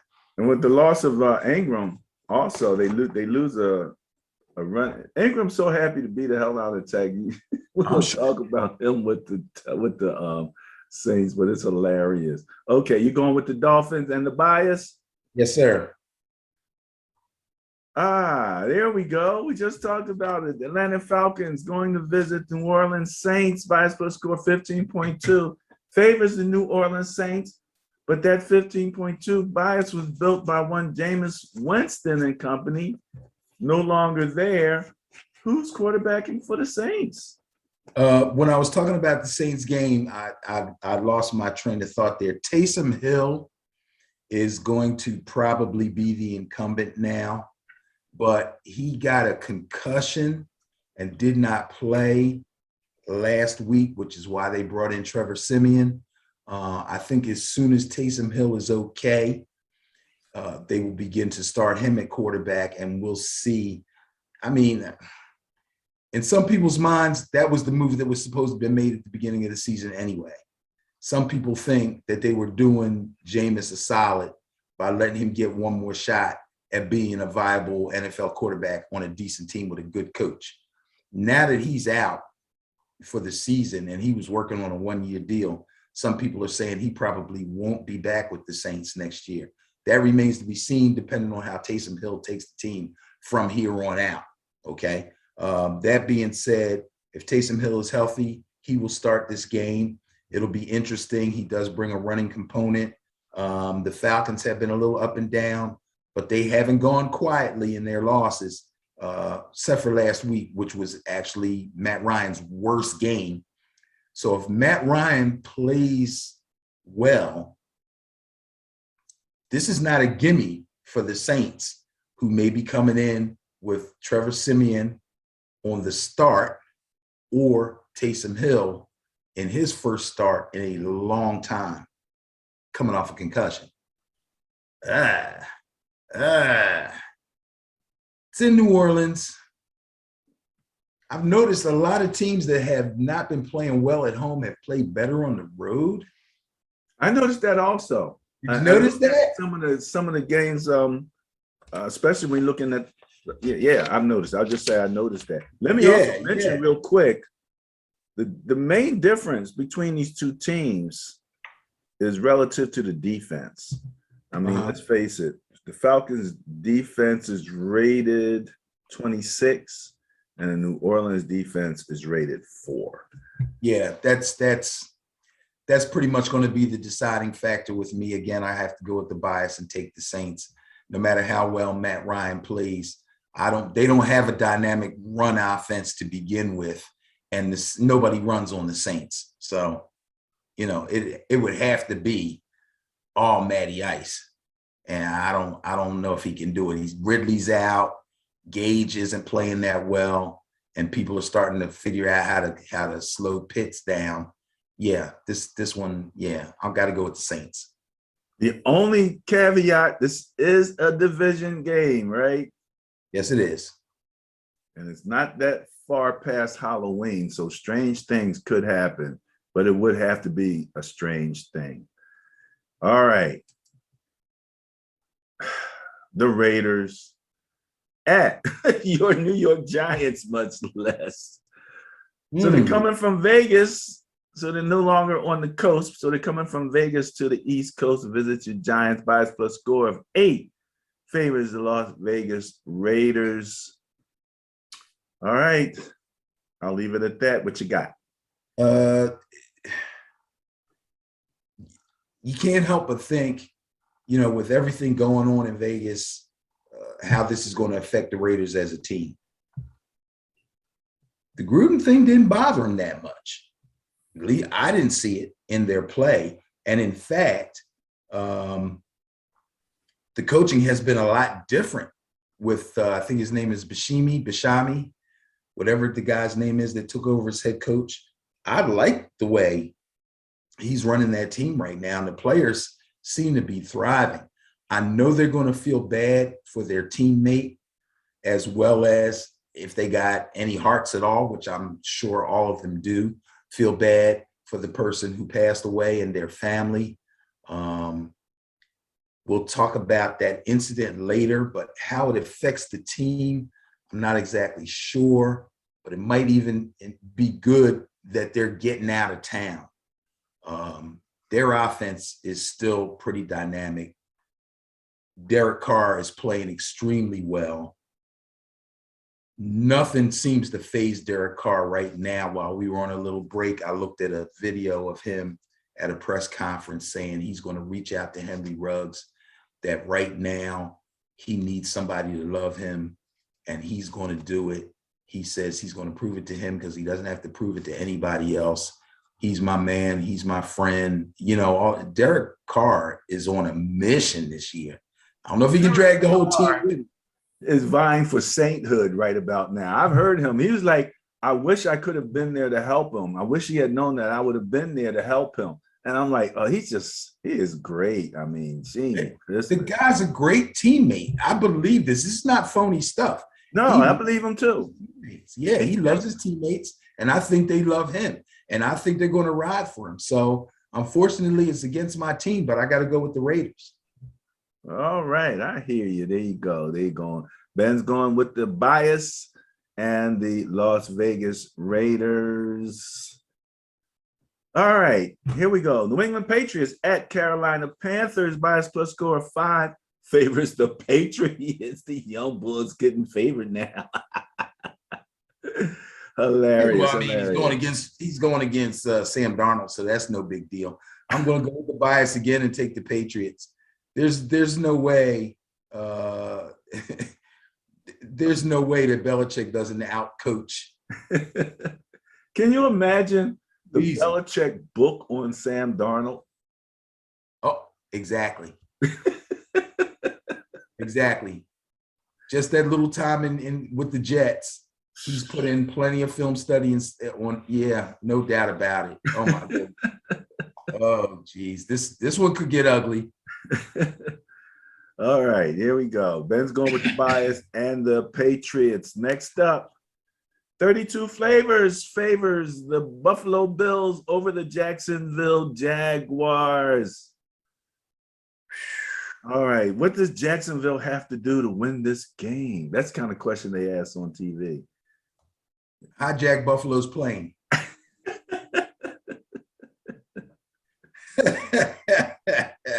They got remember the guy. They got to go hire the guy that. Remember, he's playing at the sprinklers and stuff all in the turf. And the guy's running for the touchdown. He's in there in the control room hitting the buttons, and the stuff is popping up out the commercial, wasn't it? Yeah, yeah, I remember that. Oh, right, the Buffalo Wild Wings commercial, and everybody's like, ah, and their team starts winning. Yeah, that was crazy. That was crazy. That's what they need, but stranger things have happened. So, well, who you got? That'd be an awfully, awfully strange thing. Take the Bills. Take the Bills. Going with the bias. That's probably the strongest bias plus score of the weekend. Yes, it is. That's the biggest. Okay. Minnesota Vikings at Baltimore Ravens. Ravens coming off a bye, right? Yes. Plus score 1.7 favors those Ravens. And again, this is why we're doing the averages now, because them coming off a bye, we didn't want to, have the balance of actual points scored to be out of balance in terms of the numbers of games. So we went with averages. I think next year, Ben, we're just going to start out with averages and stick with them through the year and just get used to them.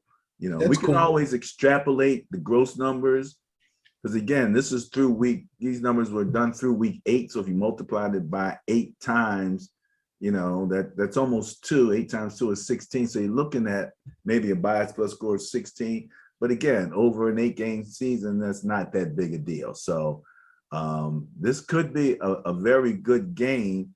Kirk Cousins now starting to get called out. We're going to talk about it in the comments section of the game, where the article we posted on Ben and Barry on football. So 1.7 favors the Baltimore Ravens. Yeah, I'm going to go with the Ravens, mainly because if they weren't coming off of the bye, they had a couple of little shaky games there. I might have had to give more thought to picking the Vikings in a game like that. But coming off the bye, I think whatever ailed them, has been fixed. I'm going to give John Harbaugh that much credit, that he's covered up some things and tinkered with a few things, especially on offense. And the Ravens defense has not been great, but I think they're good enough to at least keep Kirk Cousins under control, especially considering that he is the guy that could be sky high one week and throw a complete clunker the next week.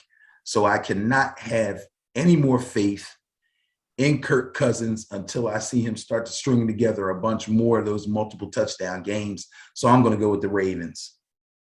You said 1 week to the next week, and I'm thinking 1 quarter to the next quarter. It's been that way from time to time also. Going with the bias and the Ravens. All right, Benny. Next up, the LA Chargers at the Philadelphia Eagles, and the bias plus score skew is in, favoring the Philadelphia Eagles by 2. All right. Well, this will be the first one I go against the bias, not just because of the skew. Because when you really think about it, after the Eagles showed how well they could run the ball, you have to remember that the Chargers' run defense is down around the bottom of the league. They've had a lot of trouble stopping run offenses.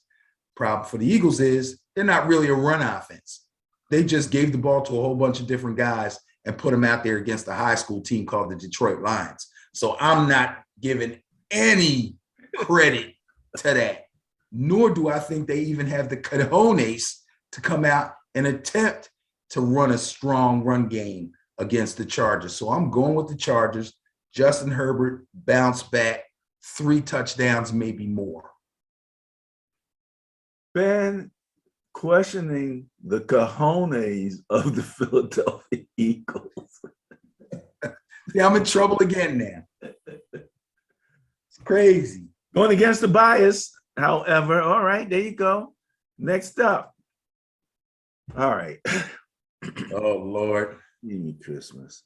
Green Bay Packers at Kansas City Chiefs. Ben, this was one of the games that I had marked as a potential intriguing game of the week. And I didn't mention any of the other games that I'm looking at, but the Baltimore-Minnesota game, the Philadelphia Chargers game, the Packers game was on there, and there's what's coming up. We haven't talked about it yet. What game that's coming up is still on the list, but everything has changed. AR is not going to be there. He lied. Let me just say it like that. He lied. He lied. Okay. Lied or he deceived? He lied. Okay, I'll say he deceived. He deceived. Yeah. It was deception at the highest order, almost Trump-like in his use of wording. Nah, he was better than Trump. Oh, Trump's a very good liar. No, he's not a very good liar. He lies. Huh? He lies to dumb people who just happen to believe him. He's not a good liar. But he tells the biggest, most bodacious, bold-faced lies. Yeah. Then challenges you to refute it. You know what I mean? And it's like, what? So anywho, he challenges you to refute it while he knows he has the backing of, quote unquote, by him, some of the dumbest people in America. His constituents, his people that back him, he knows those goofballs are going to run interference for him. Get out of here. It was a deception. He's been immunized, as he said in an earlier report, and it flew over some people's heads, did not fly over mine. I wondered real quick why he didn't use the word vaccinated. First, I thought he was just having some wordplay, but then I said, this is Aaron Rodgers we're talking about, you know, Mr. Free Spirit, Mr. I'm letting my hair grow long and all that stuff. But anyway. Jeopardy. Yeah, all that stuff. He just came out last week and said how much fun he's having and what a great season it is and how him and his teammates are loving each other up and all this stuff. And I'm thinking to myself, dude, you're not vaccinated. Like, that kind of doesn't go with the whole, I'm loving what's going on here and I'm rallying the troops and all that stuff. You got to keep everybody safe, bro. But if he truly believed in whatever process he went through for this immunization, who am I to say? You know what I mean? All I know is this is the challenge, man. There's no way to scientifically say that what he did helped. Having a strong, I don't know what he did. Having a strong immune system is going to help you with any disease, but it doesn't necessarily, because and a number of people that get sick that get COVID just don't get sick. That's the challenge here when you're not vaccinated, is that he would not have even had, and I don't think he even had symptoms as much as the part of the testing protocol picked it up. And that's the one great thing about the NFL is their testing protocol. But the real question right now is Jordan Love, and can he get it done against the Kansas City turnover-prone Chiefs right now? I think the Chiefs' problems are not going to go away. I think the Packers defense is going to go in there and handle their business, and they will carry it. Well, first of all, it's going to be Aaron Jones left, Aaron Jones right, Aaron Jones up the middle. They're going to throw it to him short. They're going to wait. Don't forget the other running back. I didn't forget. They're going to throw it to him short. They're going to throw it to him long. And when he goes like this, that means he's tired, and he'll come out and get the oxygen tank, and A.J. Dillon's going to go in and play Jerome Bettis Jr. on. Their defense stinks. Whose defense? Horrible. Whose defense? The Chiefs have no defense whatsoever. There's no when I say their defense stinks, just assume I'm talking about the Chiefs. If I just come over and say, "How you doing, Bear?" Their defense stinks. Just assume I'm talking about the Chiefs. That's how bad they are. I'm taking the Packers to win on the road. The Packers defense is rated 9th, and that's even better than it was last year. So I gotta give it to him. All right, Ben's going with the Pack, the Jordan Love led Green Bay Packers, and going with the bias. All right. Arizona Cardinals at San Francisco 49ers, bias plus score of 15.4 favors the Arizona Cardinals. The question is Kyler going to play? Let me ask you a question. Is this your first matchup with the Cardinals this season? No, we played them before, remember? Right. How bad they beat you? It was kind of close. It was a good game, right? I thought I kind of remembered it being a good game. Yeah. Okay. So here's the thing. I know they're looking at the film and all that. I know they've noticed the changes that the Cardinals have made in their offense, coming into the season. I don't know that they've changed that much between, the season starting and now, except for specific scheme type stuff for their opponents. So if they noticed anything, they should have noticed that you can get to Kyler. Now, I don't know what Bose has been eating, but he needs to be ready for this game. If they can get to Kyler, they can win this game. You can run the ball on the Cardinals. Yes, you can. Jimmy G is at his game manager best right now. Deebo Samuels is this close to breaking every ball that he catches. This is your opportunity. I'm going against the bias, and I'm going with the Niners. Don't blow it. Oh, that's amazing. When's Kittle coming back? Genie Christmas. Everything changes without Kittle. I heard that they designated for him to come off of the IR, I think sometime. No. I think they okayed for him to come back to practice. Officially, he's still on IR. But unless something changed recently. but he is allowed to practice while still being designated as on IR.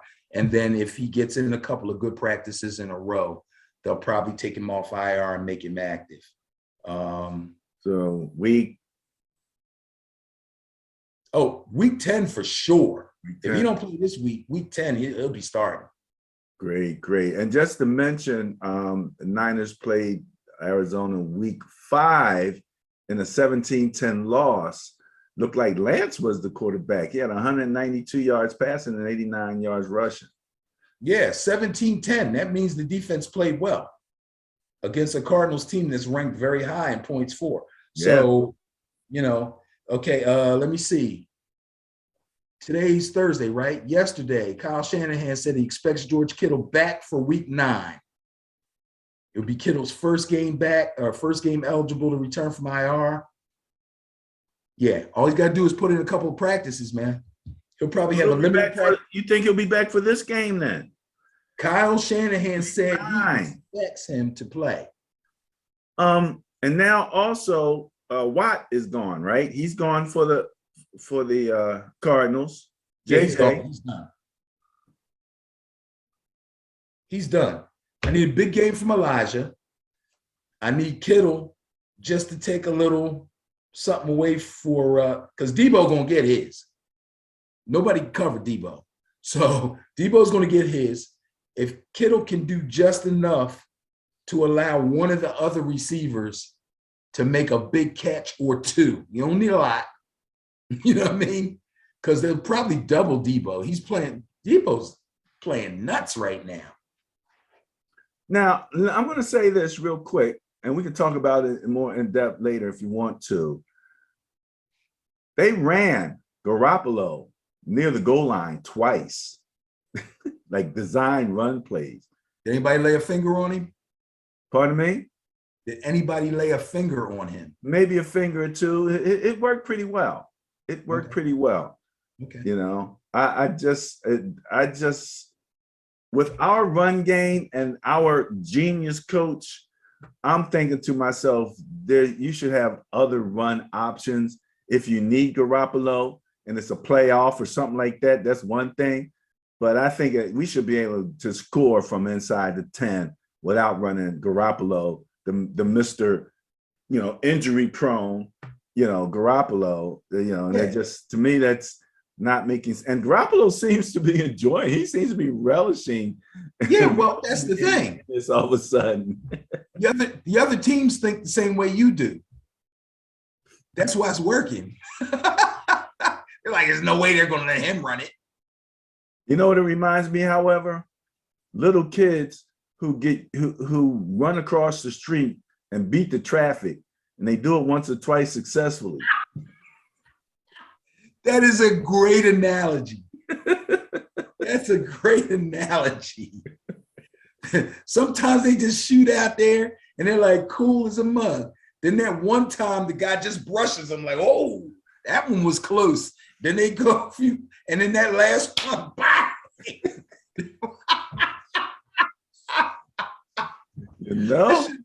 You got me laughing about kids getting hit by cars. Stop. But I get where you're coming from. What can I say? All right, so you're going with the Niners and going against the bias. And again, ladies and gentlemen, remember, this is my beloved 49ers. So if the bias is against them, the numbers are the numbers. There's no opinion. There's no conjecture. I'm not changing the numbers. I got to live with what it is that we're dealing with here, okay? We don't put these teams in these positions. They put themselves in these positions. And again, the Arizona Cardinals and the Rams look like the leaders for the NFC West. All right, Benny, where are we at here? Looks like the Sunday night game. Looks like the Sunday night game. Tennessee Titans at LA Rams. And yes, this was the other potential intriguing game of the week. 1.8 bias score favors the Rams, and the Titans now do not have Derrick Henry. We have Adrian Peterson coming in. Maybe, I don't know if he's going to get a chance to play in this game. Who you have? Possibly. They're going to start off with Jeremy McNichols first. They have a couple of other options, but those guys are young and haven't had a lot of playing time. Adrian Peterson did go down there. He had a workout. They liked what they saw. So they're pretty much just trying to get him up to date with the playbook. And then, they'll probably plug him in and see how he does. If McNichols plays relatively well, and remember, McNichols is nowhere near the type of bruising back that Derrick Henry is, but he does run. He's okay, but he's more of a third down back, and he's really good in the passing game. He's got good hands. He's got good speed. So if he can continue to do that, or they expect him to be able to continue to do that, but the running game is lacking, then they will probably use Adrian Peterson as the first, second down back, and then McNichols as the third down back going forward, unless AD breaks out or something, which, if there's anybody close to a Superman, and there's a couple guys out there, he's definitely one of them. I've seen him do amazing things in the past. He's been sitting around working out. Those two things don't go together. He's been working out, staying in shape because he feels like he's still got some juice. So we will see. But in this game, too much offense on the Rams, baby. Way too much offense for them to deal with. The Titans just have to figure out, can they move the ball? Can they throw the ball effectively if the run game doesn't gel? And can they score? The Rams will have no problem putting up points on these guys. I'm taking the Rams. That's an easy one. All right, taking the Rams. Tennessee's going to have to figure out who they are now without Derrick Henry. That changes your personality, as far as I'm concerned. All right. Monday Night Football.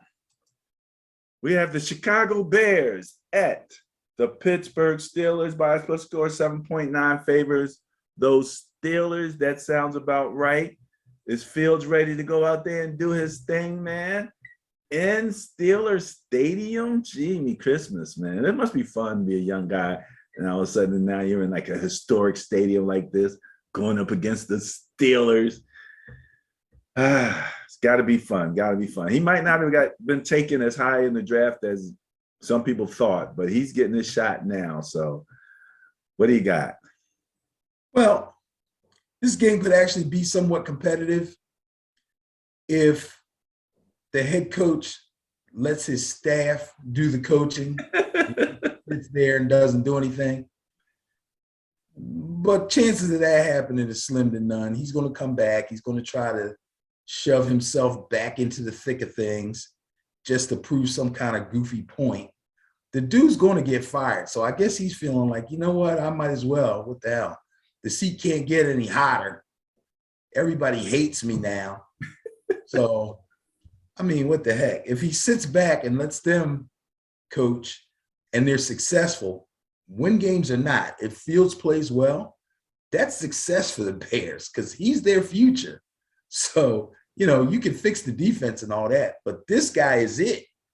So we have to at least get him playing well. And part of getting him playing well is to let him run the ball sometimes, not just scramble out of trouble and try to get downfield. They put in actual plays for this guy to run, which the head coach refused to do. And he ran for 103 doggone yards. So play to his strengths. You can make this a bit of a game, but I think the Steelers are going to win this one. Anyway, it's not going to. They're home. They got the right formula. They're getting rid of the ball quick so Ben doesn't take any extra hits. They got a great underneath receiver in Deontay Johnson who can, in fact, take you up top too if they need him to. They also have Claypool, who's really the long ball guy, whose numbers have come down. If you got him in fantasy, I would hang on to him. But right now his numbers are down because they're just not throwing the deep ball. And then, of course, Najee Harris, who's in the running for Rookie of the Year at the running back. So, yeah, and the defense is playing well. Got to go with the Steelers. Yeah, the Bears defense is ranked 21. Steelers defense is ranked 7th. Yeah. It's not a big point spread between the two, but you're dealing with averages, so you know that's how that works out. Yep. That, Mr. Dickerson, wraps up the Bias Plus reports for week 9 out of 18 weeks. So after this week is up, we will have officially be through halfway through the schedule, have completed the first half of the schedule. Maybe next week we can do a little retrospective on the first half. I'm gonna look at the Bias Plus reports and see how we did for the first half overall. Last week, I believe we were 67% approximately. So, you know, nine out of 15 for the bias on week 8. Biggest surprise, again, of that was the Bias Plus Buster of the Week. The Bias Plus Buster of the Week, NFL Week 8, 2021. Congratulations to the New York Jets. Unfavorable Bias Plus score of 25.4 with a +3 net win, giving them a Bias Plus Buster score of 28.4. That would be Mike friggin' White and the New York Jets. Mike friggin' White. We got more on Mike White coming up in the next section, which would be the comments section. All right. All right, Benny, let's get ready to do the comments section. We're going to try to move through these comments quickly, and that's going to be hard because there's so much happened this week, and some of this stuff is just absolutely bananas. But let's start out. Okay, we had an undefeated team, and then when they got defeated, you know who celebrated, right? Yep. Whatever Miami Dolphins are still left living from the from the undefeated team, 72 Dolphins. So again, congratulations to the 72 Miami Dolphins, the only undefeated team in NFL history. Speaking of, hey Ben, I took a quick look. I was on my Game Pass, and they had this thing by the history of the NFL, like where it came from, and Right. all of the leagues and the teams that preceded it that eventually became the current NFL. Right. We got to watch that together one day, even if we just stream it and put it on there.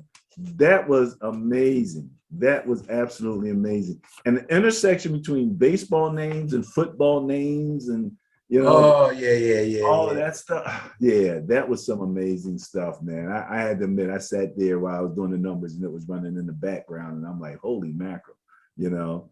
So, I mean, they even mentioned, for example, the Steagles, right? When the Steelers and the Eagles came together, I think it was wartime or something like that, and they didn't have enough people, so they combined teams, you know? And you know who else I thought? I thought about Blade Brown. I mean, if you want to know how a league goes from 0.0 to where it is now, you know, and all the teams that came and went, and to me, it was amazing. It was amazing. All right. Moving right along. Quarterback rankings based on QBR. Which do you prefer? QBR or what is it? What's the other ranking, the basic ranking that they have? Completion percentage? Passer rating. QBR versus passer. QBR is passer rating. No, they're actually different. QBR is something ESPN came up with. They have their own explanation for how you get a QBR. And if you go to their site, you can actually look at both of them, the passer rating and the QBR, and the numbers are a bit different. Okay, we'll move on about that, but this is ranked based on QBR, not on passer rating. That's cool. So, all right.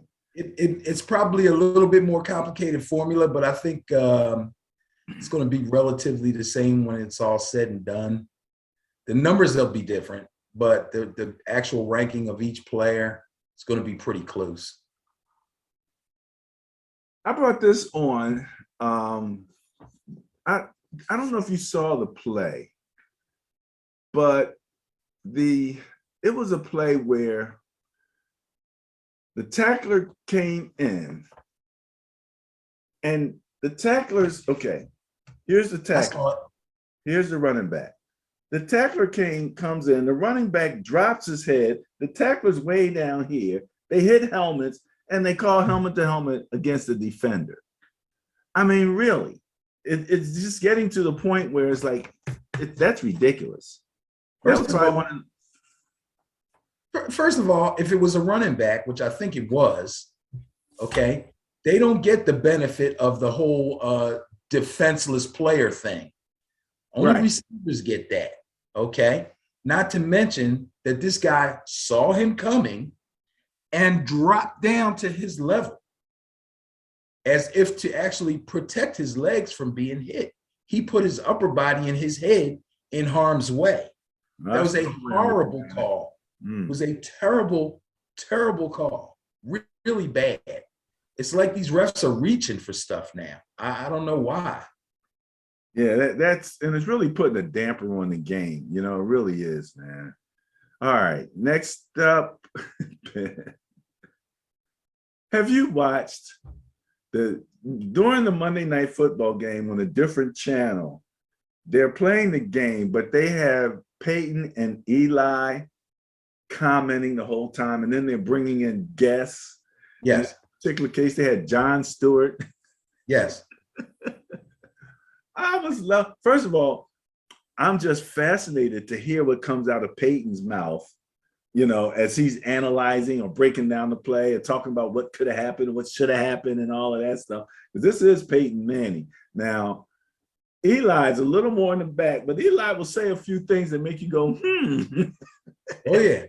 You know? And I'm like, why have I really I've been skipping past it, going right to the game and just watching the game. But I'm definitely going to include more of Eli and Peyton on Monday Night Football when I'm watching. I'll watch the replay of their version. I don't like to watch it while the actual game is on, but I'll watch the replay of their version for a few laughs. Peyton, the difference between them is Peyton likes to show off his knowledge and Eli really doesn't. Eli's a little bit more subdued as far as saying, look at this formation, look at that. If he goes here and checks down to that, and this guy's got a blah, blah, blah, blah. Peyton likes doing that stuff. Eli kind of keeps it to himself, but every once in a while, he'll go, nah, because da. So, you know, that's the difference. The guests are to me, the guests are kind of haphazard, which is why they got burnt when they brought Marshawn Lynch on there. And the guy just starts spewing F-bombs and cursing all over the place. You know, they're going to have to do a little better job of that. Yeah. I missed that particular episode, but I love Jon Stewart. So anything Jon Stewart does, I'm on board for the most part. All right. It's time for the Vikings to blow up the Kirk Cousins-Mike Zimmer partnership. Can you believe they're actually doing articles now? This is the biglead.com. It says here, thanks to the 2-year extension Cousins received in 2020, Minnesota can't get rid of the quarterback without facing a dead cap hit of about $45 million. Straight from the article. I mean, that's like half of the 84 that he got. That's crazy. You know, some people I think I've heard more complaints about Zimmer than I've heard about Cousins.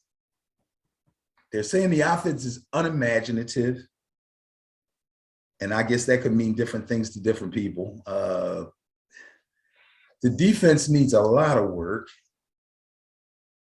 But yeah, when you got Adam Thielen and Jefferson, you got to do better. And Dalvin Cook, come on, you got to do better than that. You got to do better than that. You just got to do better. You put them guys on the Giants, and people will be like, Daniel Jones, Hall of Fame. Man, we talked about the brain trust. We talked about how good a job teams like the Buccaneers did, you know, and putting together their roster under the cap. And, you know, they just extend Kirk Cousins and they didn't even put incentives in there. I mean, he would have had to have an incentive-laden contract if I had anything to do with it, you know. So he does some good things, you know, he does some good things, no doubt about it. But, you know, I think he's got the Trubisky gene. All right, let's go ahead and talk about it real quick. It gave me a headache. It hurt my heart. Henry Ruggs, DUI arrest and release. They're saying he was like 190 some miles per hour, intoxicated with a passenger, killed a lady and her dog. Arrested, out on bail from what I understand. And one thing I did read was that in Nevada, there is no probation for this type of conviction. So if he gets convicted, we're looking at 2 to 20 for a man who had a promising NFL career, you know, and was a focal part of that team. It's just, I'm sad for him. I'm sad for her, the lady who lost her life, and their family. And it just seems so unnecessary. Totally unnecessary. I mean, a couple of side notes I heard. One was, you know, when he makes a big play or he scores a touchdown, he puts up 3 fingers. That's supposed to be a tribute to somebody that he played with, either in college or high school or something, a friend of his, who lost his life in a car accident. Wow. So I don't know the circumstances of how that happened. All right. But if you're going to drink to the point of being double over the legal limit and then drive your car at 150 plus miles an hour in the city, and from what I heard, it was a residential area. Like, dude, what are you doing? I don't even care he had a gun in the car, but you know they had to throw that in. Oh yeah, they threw it in. It's like they threw the part about he killed the dog too. You might get some extra time for that. Hey, it's not a good look, and any leniency that he may have maybe been able to, his lawyer may be able to wiggle out.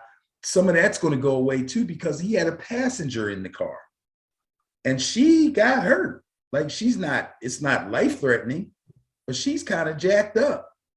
So, you know, not only did you not think about your life, but you didn't think about your passenger's life.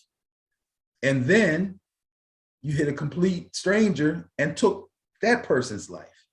Like, there's nothing good going to come out of this for this guy. It's a shame. And the Raiders pretty much straight up released him. Bam. Just like that. Yeah, they gotta cut ties with that. They just cut ties with them, man. And yeah, they can't mess with that. That's the challenge when you call yourself family, and then when they do something like this, family does something like that, That's why Derek Carr spoke out. Yeah, we're going to court with the person, it's like, but that's just a challenge. It's just a challenge. Okay. All right, let's move on. Mike White, Ben, let's just play the video. Wait, they made him offensive player of the week? Or whatever his name is. Oh, man, y'all going too far now. Gets back soon. Oh no, you know what? He's had a PCL. He's out. They said 2 to 4 weeks. But a PCL, that's 4 weeks. What the heck? The Kurt Warner story. Who's this guy? I don't know, but he doesn't look handsome enough to be Kurt Warner. He doesn't look anything like Kurt Warner at all. At all, I know. He's gonna have to act his way into this. Or does he look like Or does he look like an actor I'm even familiar with? Trying to figure out.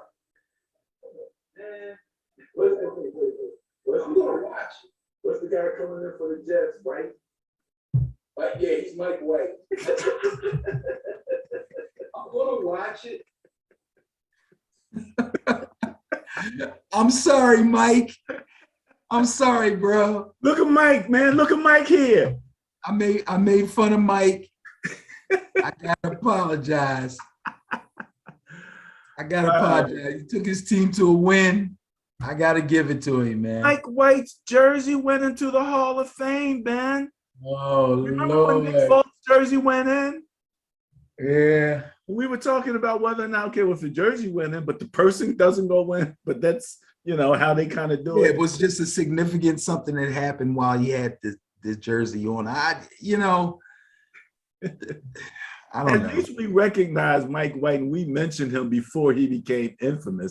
Oh, absolutely. I wasn't really dissing Mike White. I was kind of dissing his name. Like I said to my daughter, I said, he has the most anonymous name. That's like Joe Smith. I mean, you know what I mean? White. John Brown. You know what I mean? It's just one of those names. When I looked, I'm like, well, first of all, I didn't know he was 6'5", number one.